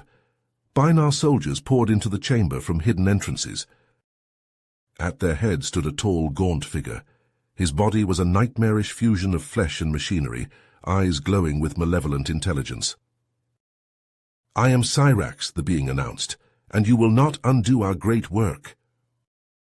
Matthew raised his weapon, but Cyrax was faster. With a gesture, the facility rumbled ominously. "I've activated the self-destruct sequence," Cyrax sneered. "In 10 minutes, this entire complex will be nothing but rubble." Chaos erupted as Matthew's team engaged the Binar forces. Energy weapons flashed, filling the air with the scent of ozone. Matthew ducked behind a stasis pod, returning fire. The corporal nodded, sprinting through the melee. Matthew provided covering fire, his shots dropping 2 Binar soldiers in quick succession. Cyrax strode through the battle, seemingly unconcerned by the violence around him. His augmented limbs lashed out with inhuman speed, sending Alliance soldiers flying. Matthew emptied his weapon's power cell into an advancing Binar, then charged toward Cyrax. The two collided in a fury of punches and kicks. Matthew's combat training pitted against Cyrax's cybernetic enhancements. A vicious blow sent Matthew sprawling. He tasted blood, vision swimming. Cyrax loomed over him, artificial hand morphing into a blade. "Your species is obsolete," Cyrax hissed. "We are the future." Matthew's fingers closed around a length of broken piping. As Cyrax lunged, he swung with all his might. The improvised weapon connected with a sickening crunch, staggering the Binar scientist. Matthew pressed his advantage, raining blows upon his foe. With a final, desperate surge, he drove Cyrax back against a control panel. Sparks erupted as the cyborg's systems overloaded. Cyrax convulsed, his augmentations shorting out. He collapsed, twitching and smoking. "Jennings!" Matthew called out. "Status on that self-destruct." In the aftermath, Matthew oversaw the evacuation of the stasis pods to waiting Alliance ships. As the last of the captives was loaded, a young woman approached him. "I'm Alyssa," she said, her voice barely above a whisper. "There's something you need to know." Matthew listened intently as Alyssa revealed the true extent of the Binar's plans. His blood ran cold at the thought of brainwashed super soldiers hidden among the survivors. As Alliance ships streaked into orbit, Matthew knew their victory was incomplete. New threats lurked in the shadows, waiting to strike. The acrid stench of ozone and scorched metal filled Matthew's nostrils as he surveyed the devastation. In the Retribution's medical bay, bodies of both Alliance personnel and rescued prisoners lay strewn across the floor, their blood mingling with shattered medical equipment. "Commander," a young medic called out, her voice trembling, "we've lost contact with Frigate 7. Matthew's stomach churned. He'd barely had time to process the horrors they'd uncovered in the Binar facility, and now this. He keyed his comm unit. "Bridge status report." Static crackled for a moment before the android commander's voice came through. "Multiple distress signals across the fleet, sir. We're detecting unauthorized access attempts on critical systems." A piercing alarm split the air, red emergency lights bathing the corridor in an eerie glow. Matthew sprinted towards the nearest security station, his boots pounding against the deck plating. He skidded to a halt before a bank of monitors, each displaying scenes of chaos. On one screen, he watched in horror as a group of former prisoners overpowered a security team with inhuman strength and precision. "My God," he breathed, "it's not just isolated incidents." Sergeant Reeves appeared at his side, face grim. "Sir, we're getting reports from all over. These aren't ordinary escapees. They're moving with military precision, targeting vital systems." Matthew's mind raced. The pieces clicked into place. Cyrax's twisted experiments, the brainwashing, the cybernetic enhancements. They'd brought a Trojan horse right into the heart of the fleet. "Assemble a strike team," he ordered. "We need to contain this before—" A deafening explosion rocked the ship, nearly knocking Matthew off his feet. Alarms blared as emergency bulkheads slammed into place. "Bridge," Matthew shouted into his comm. "What was that?" The android commander's voice came through, tinged with an approximation of urgency. "Engineering reports a breach in the main reactor coolant system. We're losing power across multiple decks." Matthew cursed. They needed a plan, and fast. His eyes fell on Alyssa, huddled in a corner with other survivors. An idea formed, desperate and dangerous. Within minutes, they had Alyssa isolated in a secure section of the ship, her presence broadcast across all channels. Matthew and his team took up positions, weapons at the ready.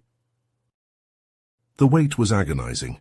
Sweat beaded on Matthew's forehead as he strained his ears for any sound of approach. Then a whisper of movement, a flash of metal in the shadows.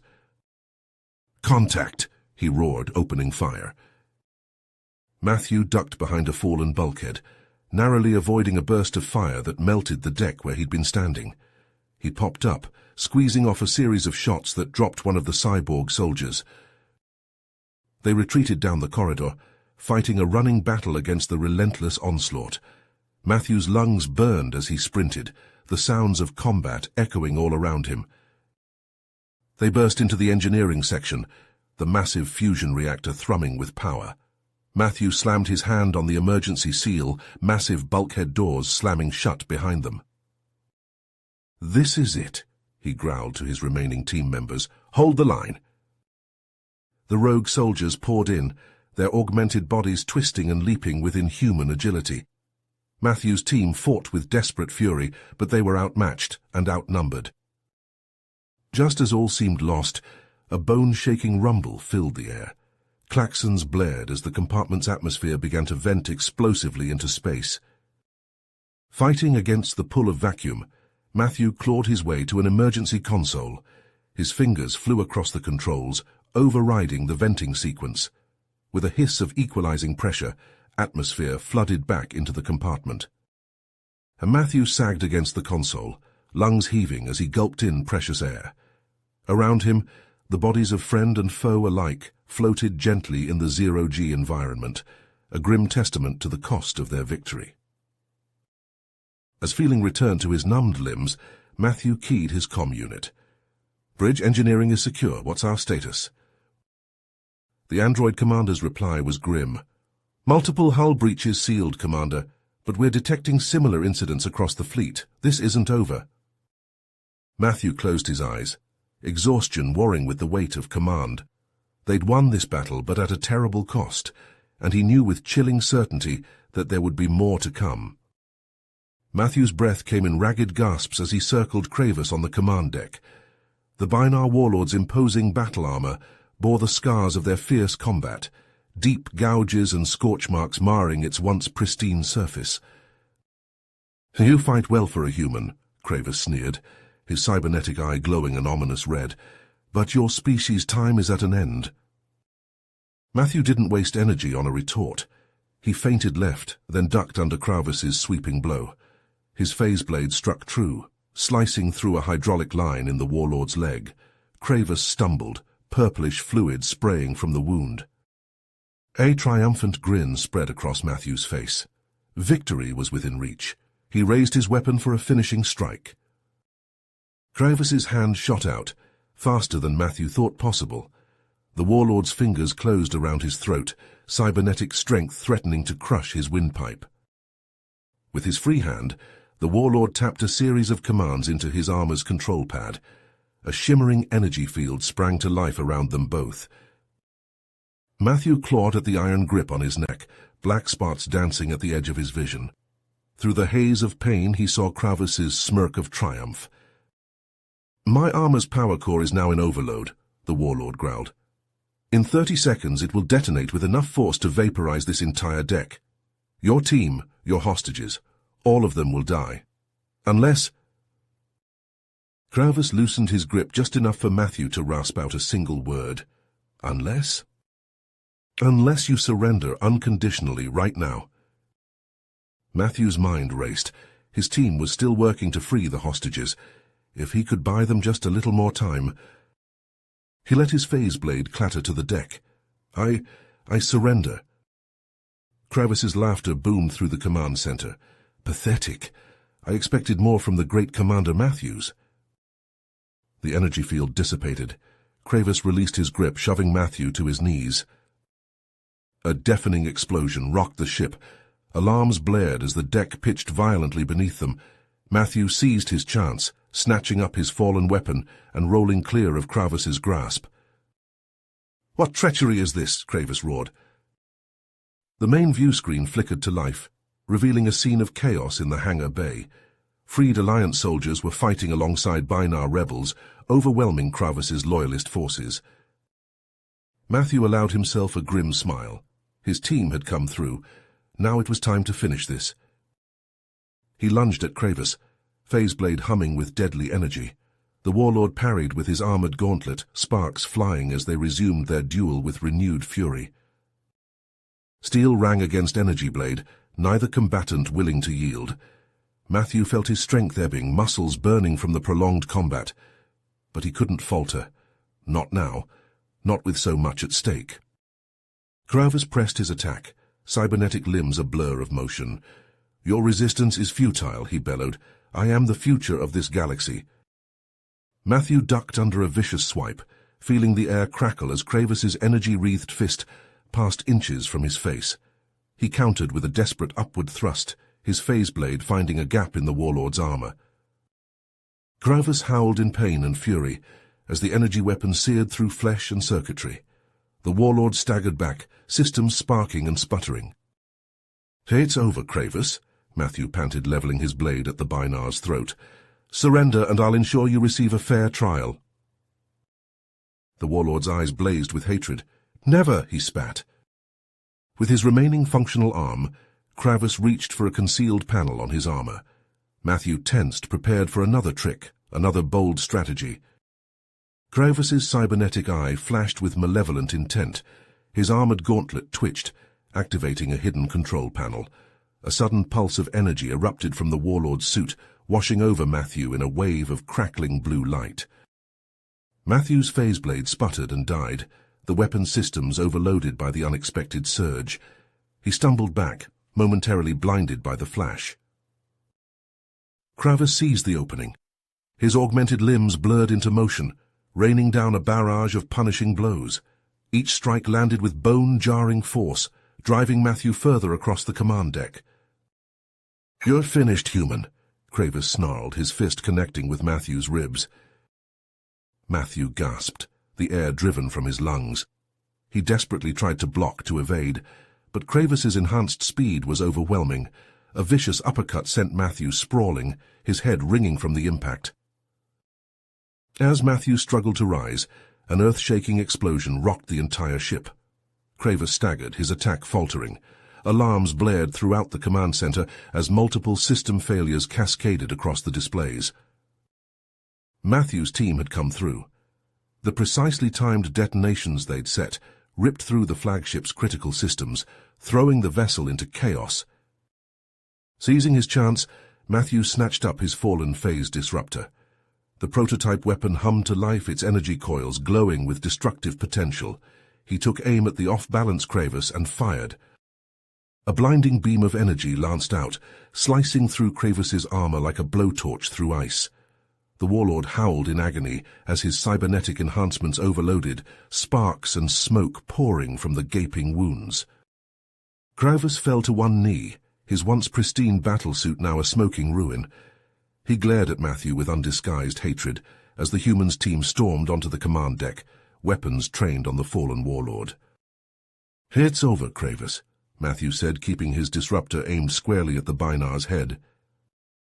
A chilling laugh escaped Kravis's lips. "You think you've won?" he spat, activating one final control on his ruined armor. "If I can't have victory, I'll settle for your destruction."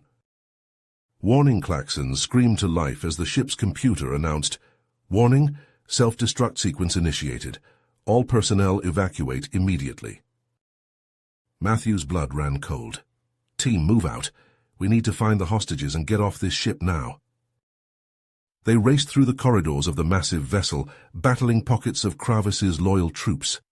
The ship shuddered around them as systems began to fail, debris raining down from damaged bulkheads. "There!" Sergeant Reeves shouted, gesturing towards a heavily fortified door. "Life signs detected. It's got to be the hostages." Matthew nodded grimly. "Breach it. We're running out of time." They blasted through the door, finding a group of terrified Alliance personnel huddled inside. "Let's move, people," Matthew ordered. "This whole ship's about to blow." With the rescued hostages in tow, they sprinted towards the evacuation bay. The ship's superstructure groaned ominously, entire sections beginning to buckle and collapse. 60 seconds to reactor breach, the ship's computer announced dispassionately. They reached the evacuation pods, herding the hostages inside. Matthew did a final head count, ensuring everyone was accounted for. "All pods launch now," he commanded, sealing the hatch of the final pod. The evacuation craft rocketed away from the doomed flagship just as its reactor went critical. A blinding flash lit up space as the massive vessel was consumed in a titanic explosion. Matthew's pod tumbled end over end, the shockwave buffeting them violently. As the pod's systems stabilized, he keyed the emergency beacon. "This is Commander Matthews to any Alliance ships. We have multiple pods needing immediate recovery." Minutes later, Alliance shuttles swooped in, retrieving the battered but victorious strike team. Back at Alliance headquarters, Matthews stood before the assembled leadership, delivering his after-action report. Admiral Chen nodded gravely as Matthew concluded his briefing. "Well done, Commander," Chen said. "Kravis's defeat has shattered what remained of the Bainar Empire. However," the Admiral's expression darkened, "we face a new threat."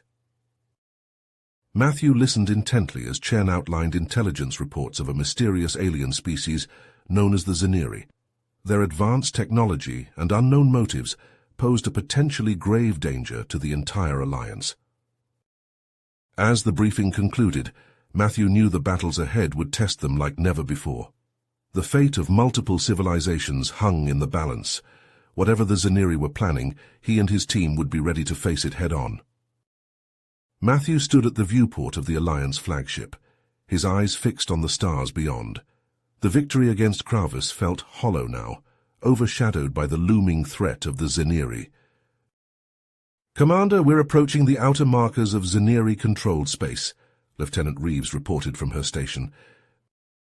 Matthew nodded, his teeth gritted.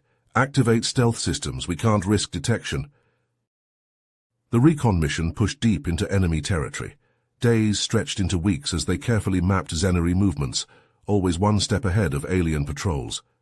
Matthew's team worked tirelessly, gathering scraps of data on the advanced species.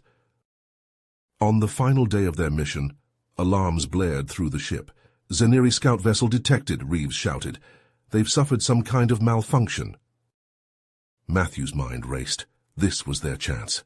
"Move in, prepare boarding teams." The Alliance ship glided silently towards its wounded prey.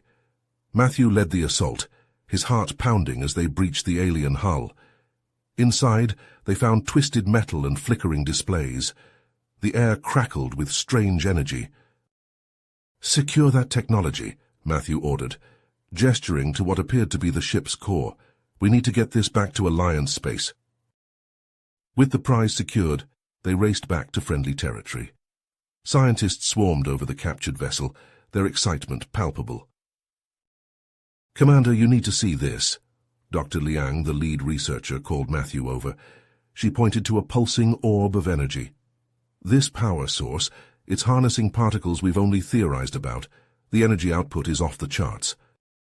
Liang shook her head. "Nothing we've seen could penetrate this hull material. It's perfect."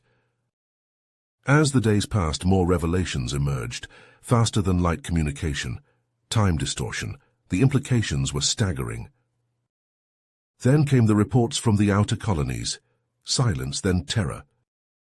Matthew stood before the Alliance Council, his face grim. "We're dealing with an extinction-level threat. I request permission to investigate with a battle group." The councillors nodded solemnly.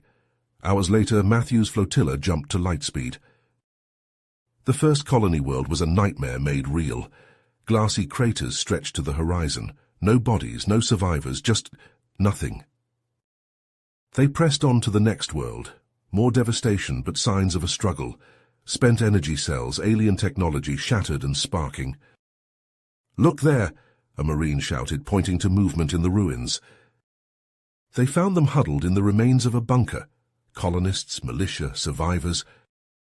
A grizzled man with haunted eyes approached Matthew. "Your alliance? Took you long enough?" Matthew listened as the man, Jared, recounted the Ziniri attack.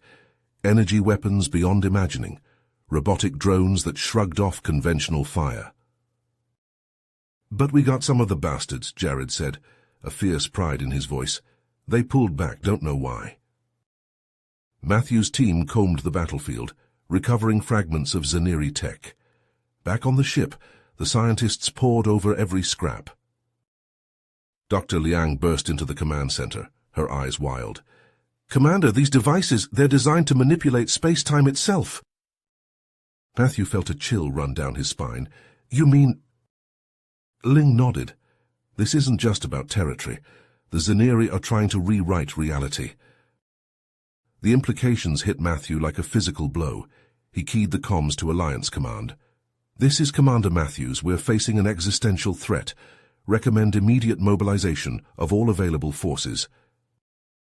As Matthew ended the transmission, he knew the greatest battle of his life and of all their lives was just beginning.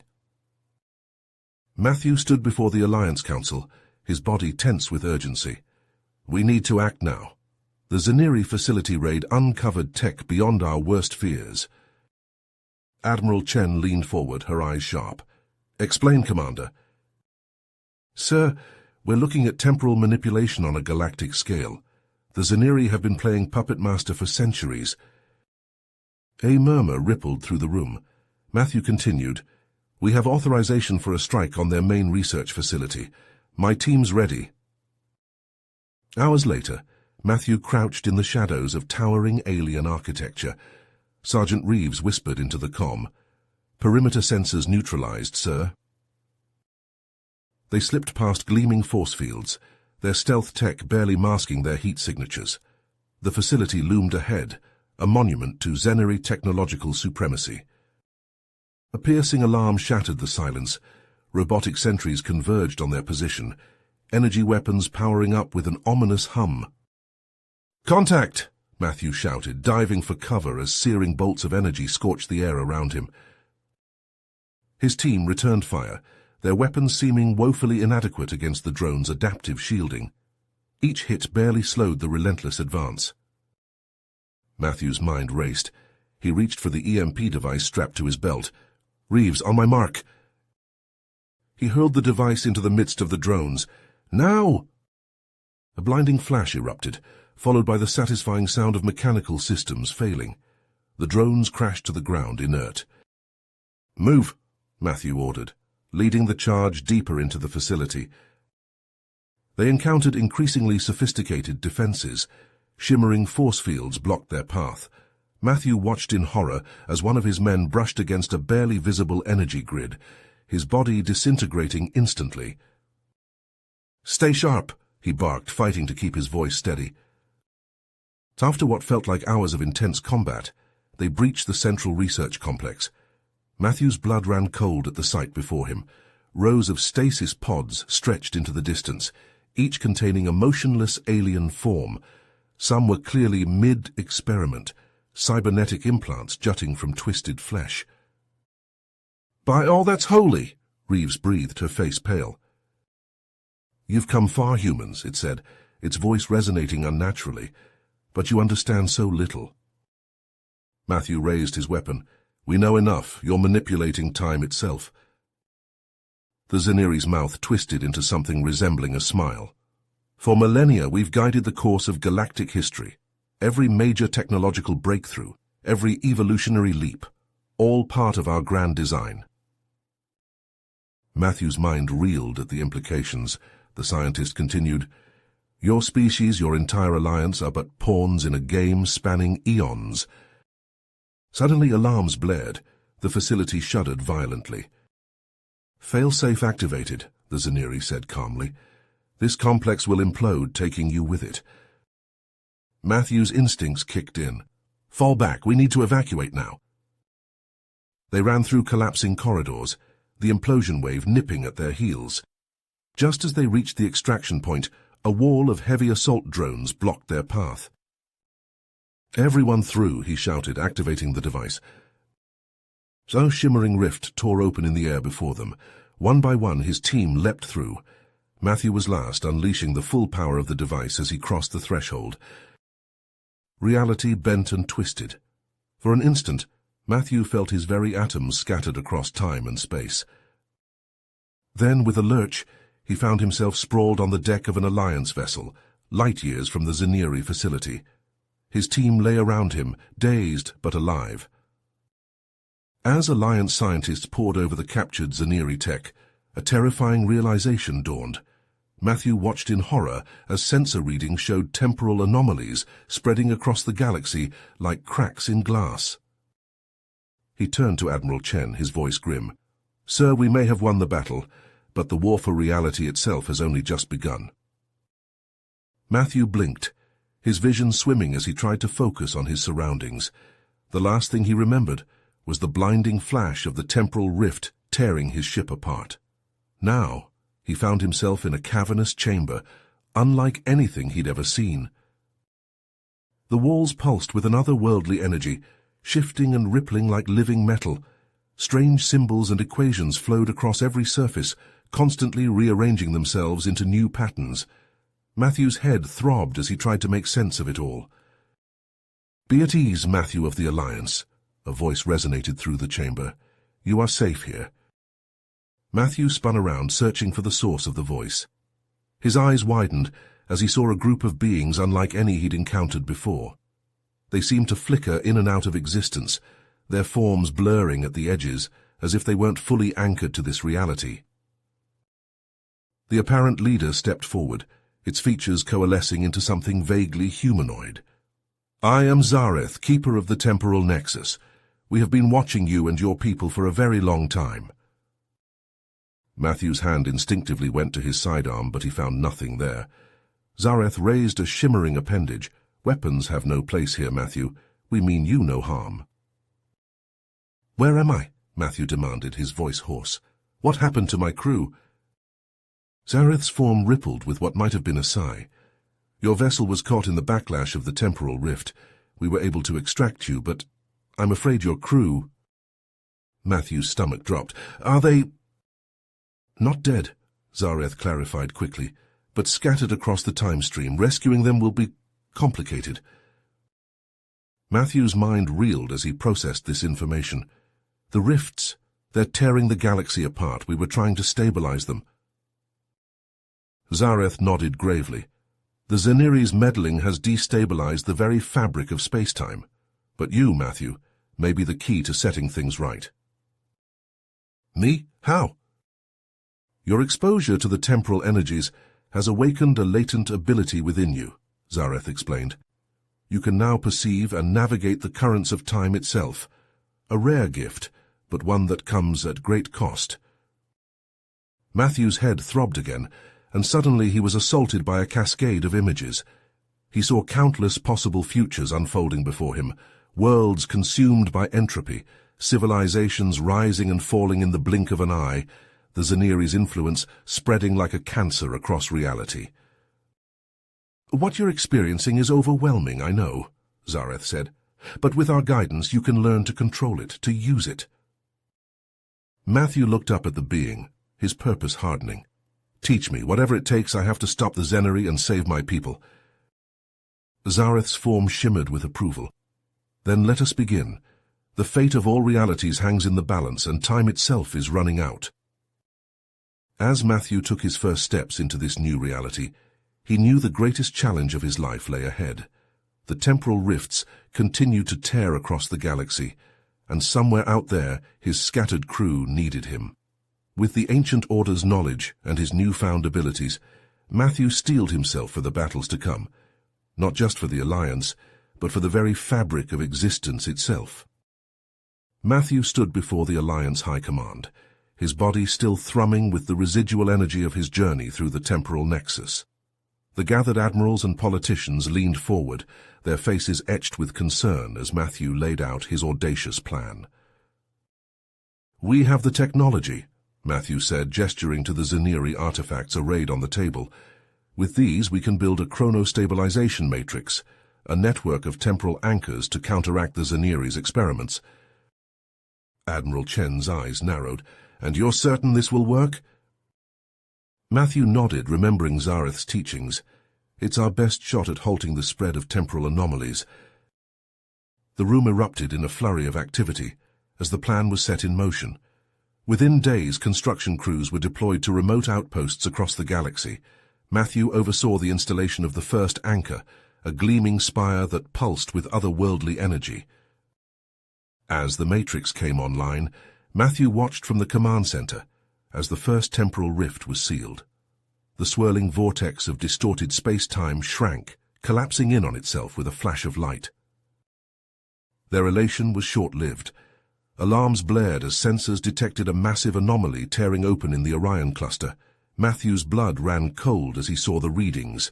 This rift dwarfed anything they'd encountered before. "Prep the strike team," Matthew ordered, strapping on his temporal displacement gear. "We're going in." The journey to the anomaly's epicenter was a harrowing one.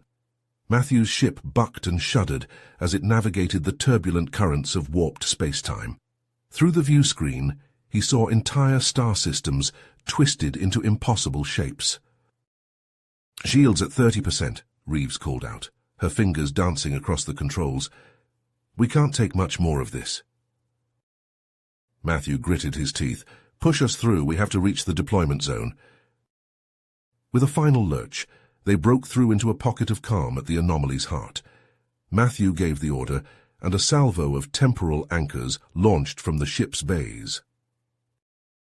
The anchors ignited, beams of brilliant energy lancing out to form a lattice around the anomaly. The rift writhed and pulsed, fighting against the stabilizing field. "It's not enough," Liang shouted over the groaning of the ship's hull. "The anomaly's too strong." Matthew closed his eyes, reaching out with his newfound senses. He could feel the currents of time flowing around him, see the strands of reality fraying at the edges. With a deep breath, he channeled that awareness into the Matrix. The anchors flared brighter, their energy output doubling, then tripling. The anomaly buckled under the onslaught, collapsing in on itself with a silent implosion. A shockwave of displaced energy slammed into the ship, sending it tumbling end over end. Emergency klaxons blared as systems failed across the board.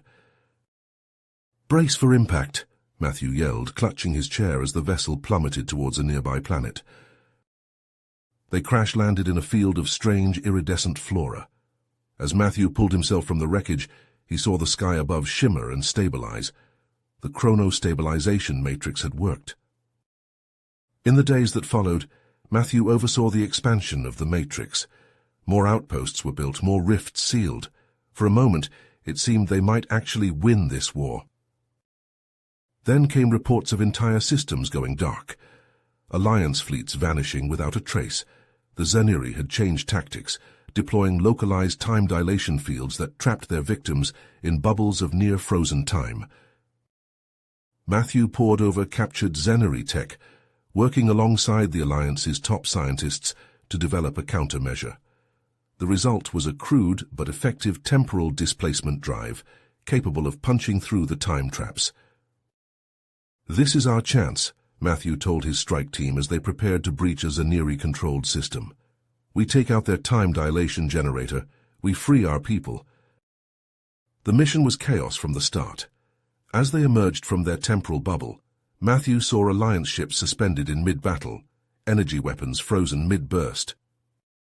As Zaneri defenders swarmed their position, unleashing weaponry that warped the very fabric of space around them, Matthew's team fought back, their specially modified weapons tearing holes in the aliens' temporal defenses.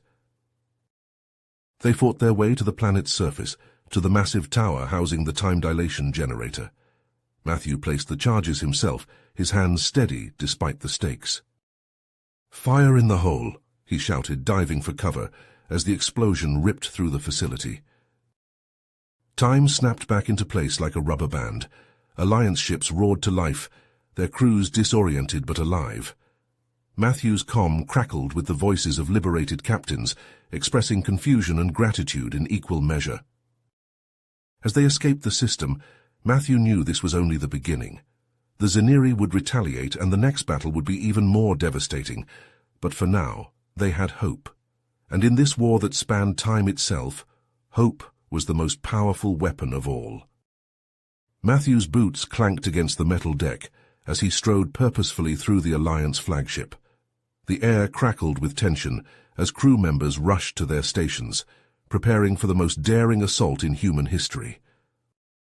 "Final systems check," Matthew barked into his comm. "All units report readiness." A chorus of affirmatives echoed through the channel.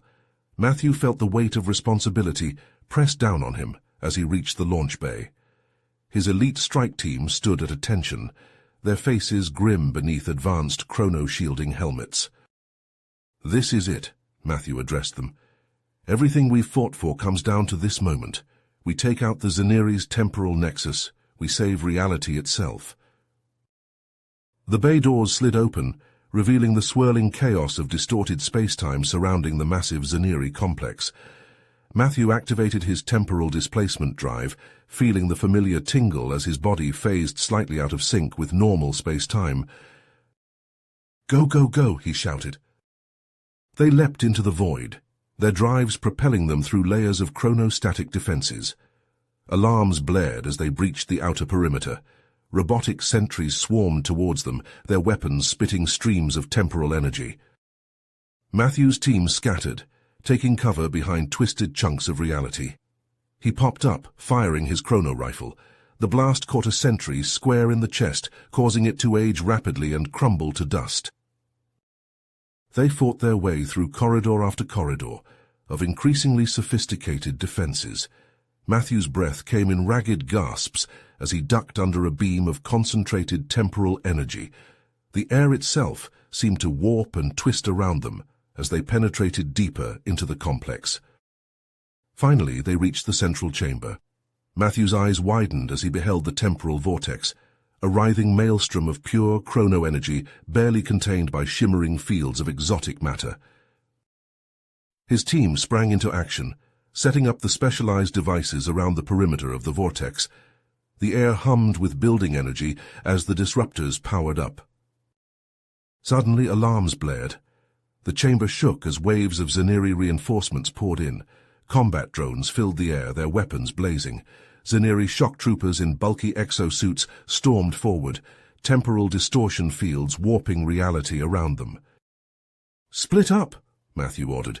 "Half on defense, half maintain the disruptors." He dove behind a control console, popping up to unleash a barrage of covering fire. The chamber erupted into chaos as unimaginable energies clashed.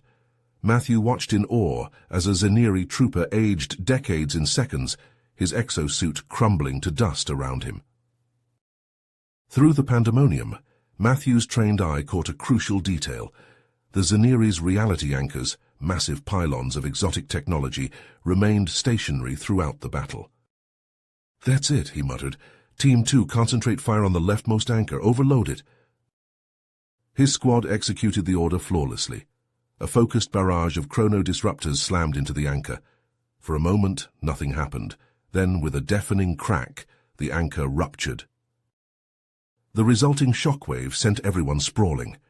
Matthew felt reality itself buckle around him as the vortex's containment began to fail. The remaining Zeniri forces disintegrated, their bodies unable to withstand the uncontrolled temporal energies. "Now's our chance," Matthew roared. "Take out the rest." His team unleashed everything they had left. One by one, the remaining anchors overloaded and detonated. The vortex's energies reached a fever pitch, the very fabric of space-time groaning under the strain. "Brace for impact," Matthew screamed as the vortex collapsed in on itself. The world went white. Matthew felt his body stretched and compressed, bombarded by visions of countless possible realities. He saw versions of himself living 1,000 different lives, experienced the birth and death of entire universes in the span of heartbeats. Then, as suddenly as it began, it was over. Matthew found himself floating in the inky blackness of deep space. His team scattered across light years. His temporal displacement drive had saved him, but left him stranded. With trembling hands, he activated his emergency beacon. As he waited for rescue, Matthew allowed himself a small smile. They had done it. The Zaneri's greatest weapon was destroyed. The fight wasn't over, but for the first time in years, Matthew dared to hope they might actually win this war. The acrid smell of ozone filled Matthew's nostrils as he surveyed the aftermath of their victory against the Zaneri temporal nexus. Debris from the collapsed facility drifted lazily through the void of space, a stark reminder of the devastating power they had unleashed. Matthew's calm crackled to life, breaking the eerie silence. "Commander, we've received new intel," Lieutenant Reeves reported, her voice tense. "A Zaneri stronghold has been detected on the outer rim. They're attempting to restart their chrono-manipulation experiments." Matthew's lips pursed.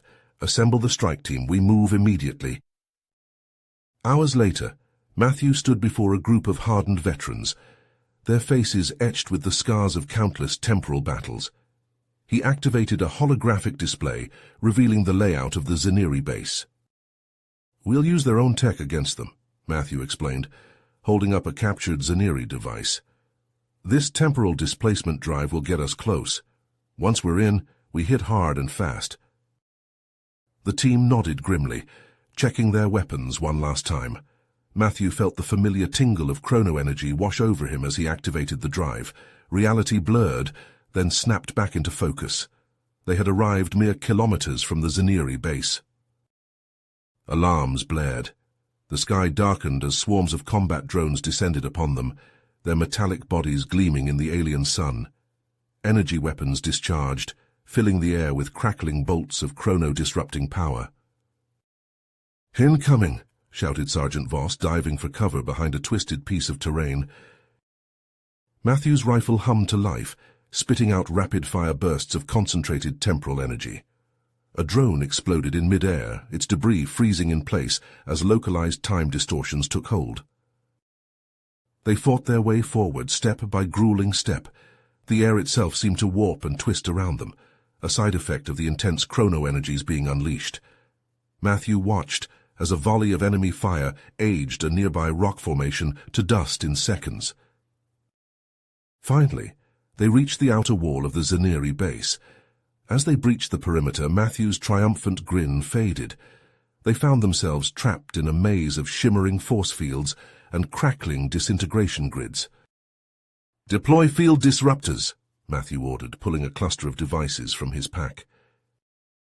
The team spread out, placing the disruptors at key junctions. Matthew activated the central control, and the air filled with an ear-splitting shriek as the Zaneri defenses overloaded. A path opened before them, leading deeper into the facility. As they pressed forward, Matthew's blood ran cold. They entered a vast chamber filled with rows upon rows of stasis pods. Alien bodies floated within, their forms twisted and warped by cruel experiments. Among them, Matthew recognized the familiar robes of the ancient order that had guided him. Matthew's fists clenched. "We end this now. Find the main chronolab and destroy it." They fought their way through the complex, battling waves of Zaneri shock troopers. Reality itself seemed to buckle under the onslaught, as weaponry designed to manipulate the very fabric of space-time unleashed devastation beyond imagining. At last, they reached the central laboratory. As Matthew burst through the doors, he came face to face with a nightmarish figure. The renegade Zaneri leader stood before them, its body a grotesque fusion of alien flesh and machine. "Foolish humans," the creature's voice grated, a mix of organic and synthetic tones. "You cannot stop the inevitable. We will rewrite reality itself." The renegade leader activated a massive device behind it, a swirling vortex of temporal energy forming at its core. Matthew's eyes widened as he realized the true scope of their plan. "It's a doomsday weapon," he shouted. "We need to overload the power core now." As his team engaged the Zaneri forces, Matthew fought his way towards the facility's power center. Alarms blared, and security forces swarmed to stop him. Matthew's chrono rifle flashed again and again, carving a path through the chaos. He reached the core, his fingers flying over alien controls as he initiated the overload sequence. Warning klaxons screamed as the power levels spiked beyond safe limits. "Fall back," Matthew ordered through his comm. "We've got minutes before this place implodes." As they raced for the exit, a massive form crashed into Matthew, sending him sprawling. The renegade leader loomed over him, its body now a nightmarish amalgamation of twisted metal and pulsing flesh. "You will not deny us our destiny," it roared, lashing out with tendrils of chrono energy. Matthew rolled, narrowly avoiding the attack. He brought up his rifle, trading blows with the monstrous being as reality itself seemed to warp around them. Time slowed and sped up erratically, making each movement a battle against physics itself. The renegade leader pinned Matthew, raising a deadly appendage for a killing blow. Suddenly, a blinding flash erupted from the heart of the facility. The power core had breached containment. Matthew felt himself falling, tumbling through a maelstrom of fractured spacetime. For an eternity that lasted mere seconds, he experienced 1,000 possible realities. Then, with a violent lurch, he found himself outside the facility's collapsing event horizon. As the last echoes of the implosion faded, Matthew looked around at his battered but alive team. They had done it. Another Zaneri stronghold had been erased from existence. But even as Alliance channels buzzed with news of their victory, Matthew knew the war was nowhere near the end. Somewhere out there, the remaining Zaneri forces were regrouping, planning their next move. "Get me a secure line to command," Matthew ordered, his voice hoarse but unyielding. "We've got more work to do." Matthew's fingers flew across the holographic display, analyzing the latest intelligence report. His eyes narrowed as he absorbed the details of a heavily fortified Zaneri base lurking on the fringes of an uncharted nebula. The base housed something far more sinister than their usual temporal experiments. A chrono weapon with the potential to shred reality itself. "Assemble the strike team," Matthew ordered, his voice tight with urgency. "We move immediately." Hours later, Matthew stood before a group of hardened veterans, their faces etched with the scars of countless temporal battles. He activated a holographic display, revealing the swirling chaos of the nebula and the Zaneri stronghold nestled within. "We'll use their own tech against them," Matthew explained, holding up a captured Zaneri device. "This temporal displacement drive will get us through the gravitational distortions. Once we're in, we hit hard and fast." The team nodded grimly, checking their weapons one last time. Matthew felt the familiar tingle of chrono energy wash over him as he activated the drive. Reality blurred, twisted, then snapped back into focus. They had emerged within the nebula's swirling gases. Alarms blared, the void around them filled with swarms of Zaneri combat drones, their metallic bodies glinting in the nebula's eerie light. Energy weapons discharged, filling space with crackling bolts of chrono-disrupting power. "Evasive maneuvers," Matthew shouted, his hands gripping the controls of his assault craft. The strike team's ships scattered, weaving through the drone swarm. Matthew's vessel shuddered as a near miss grazed their shields. He gritted his teeth, returning fire. A drone exploded in a burst of temporal energy, its debris freezing in place as localized time distortions took hold. They fought their way forward, their ship's weapons carving a path through the relentless drone defenses. Matthew watched as a concentrated volley from his team vaporized the last of the outer perimeter guards. "We're clear," Lieutenant Reeves reported. "Breaching the base now." Their ships touched down within the Zaneri facility. As Matthew stepped out, the acrid smell of ozone filled his nostrils. His eyes widened in horror at the sight before him. Row upon row of stasis pods lined the cavernous chamber, each containing a twisted, mutated form. Alien bodies floated within, warped beyond recognition by cruel experiments.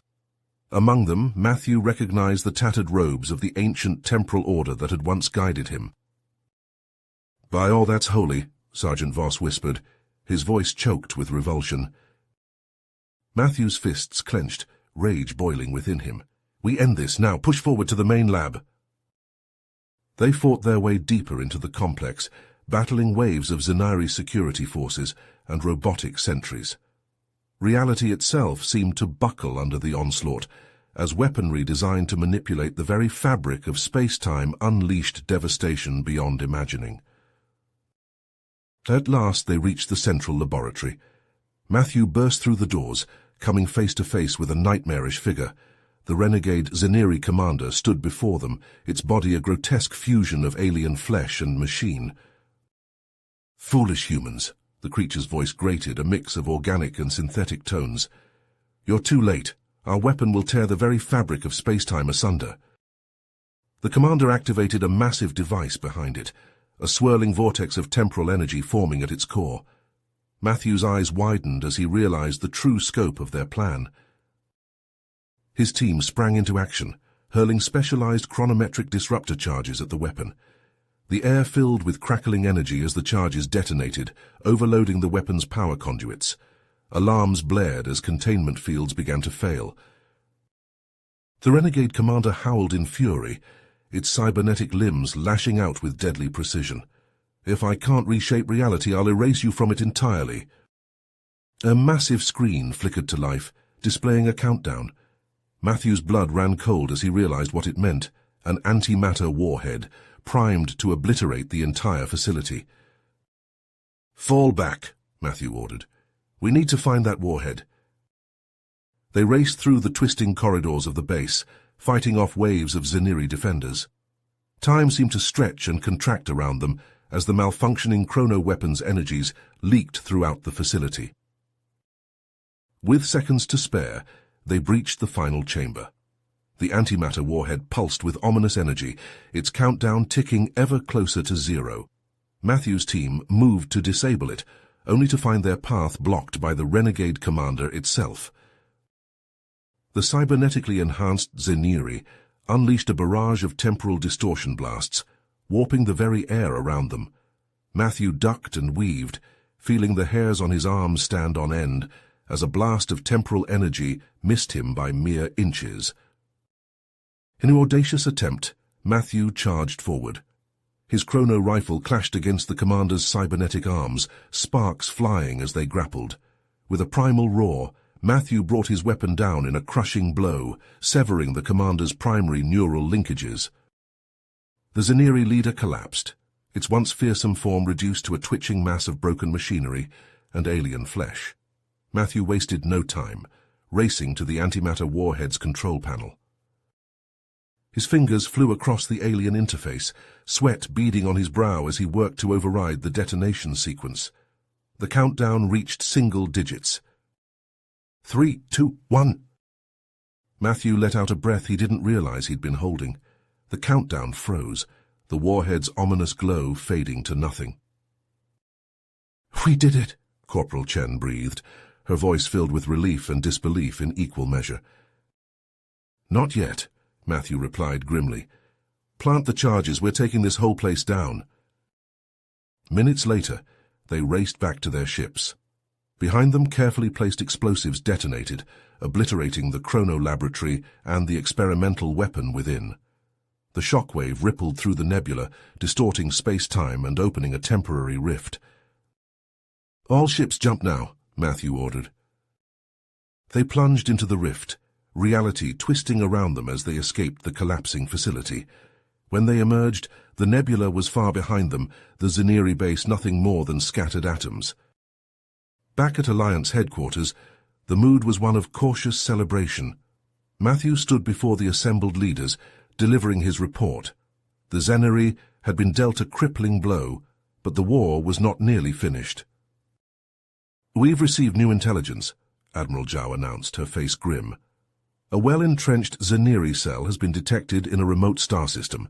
They're plotting something big, potentially their next move to destabilize the space-time continuum." Matthew nodded, his purpose unwavering. "Then that's where we're headed next. We'll hunt down every last Zaniri holdout if that's what it takes." As the meeting adjourned, Matthew retreated to his quarters. He pulled up star charts and tactical readouts, already planning their next assault. The Zaneri threat might be diminished, but it was far from extinguished. And as long as even one of them remained, the very fabric of reality itself hung in the balance. Matthew's hands flew across the tactical display, analyzing the grim intelligence report before him. His eyes narrowed as he absorbed the details of a heavily fortified Zaneri base lurking on Craxis Prime, a world perpetually wreathed in storms and electromagnetic chaos.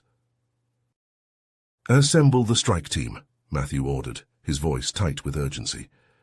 "We move immediately." Hours later, Matthew stood before a group of battle-hardened veterans, their faces etched with the scars of countless temporal conflicts. He activated a holographic display, revealing the swirling maelstrom of Craxis Prime's atmosphere. "This won't be easy," Matthew explained, gesturing to the planet's roiling surface. "We'll use temporal displacement to bypass their outer defenses, but once we're down there, it's going to be hell." The team nodded grimly, checking their specialized environmental gear one last time. Matthew felt the familiar tingle of chrono energy wash over him as he activated the displacement drive.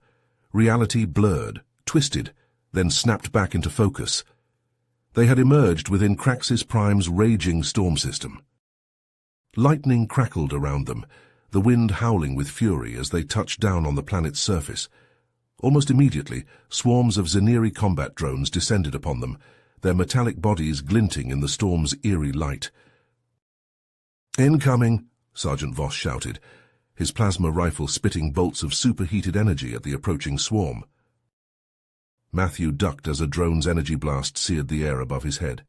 He returned fire, his chrono rifle warping the very fabric of time around the unlucky drone, aging it to dust in seconds.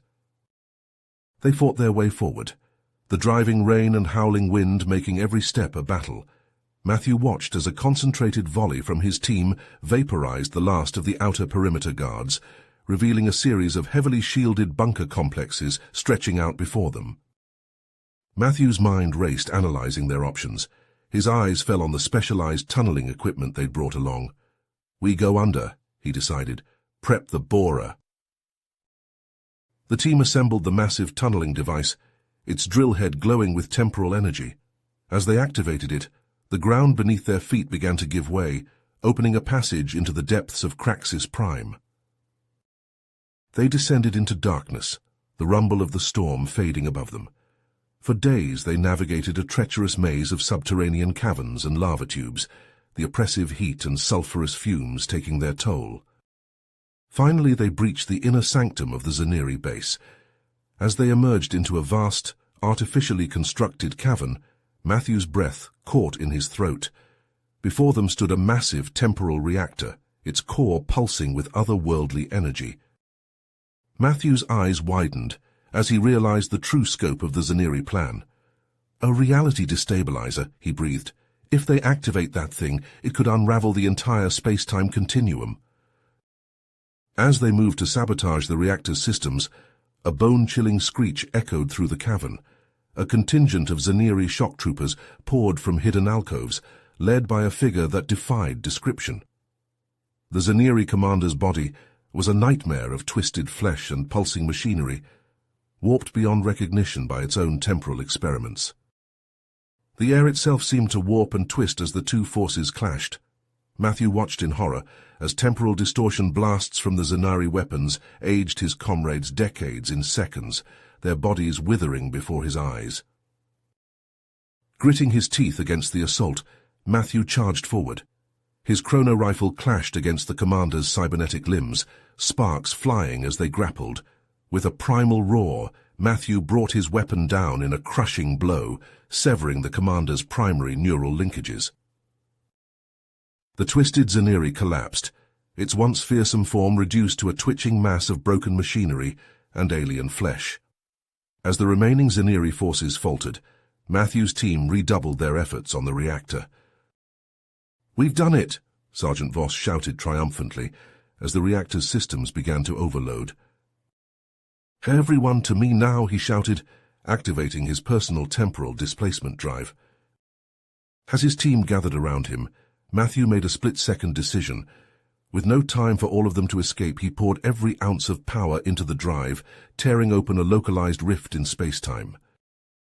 "Go!" he ordered, pushing his comrades towards the swirling vortex. The last thing Matthew saw was his team vanishing into the rift, their faces etched with shock and anguish.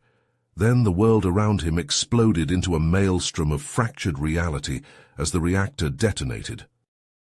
Matthew felt himself falling, tumbling through an eternity of shattered space-time. For a moment that stretched into forever, he experienced 1,000 possible realities. Then, with a violent lurch, there was nothing but... If you finished this story, please subscribe and like the video. Then leave a comment that says, "I like the story," and I will heart every single one of them. It really helps me. Thank you for your time.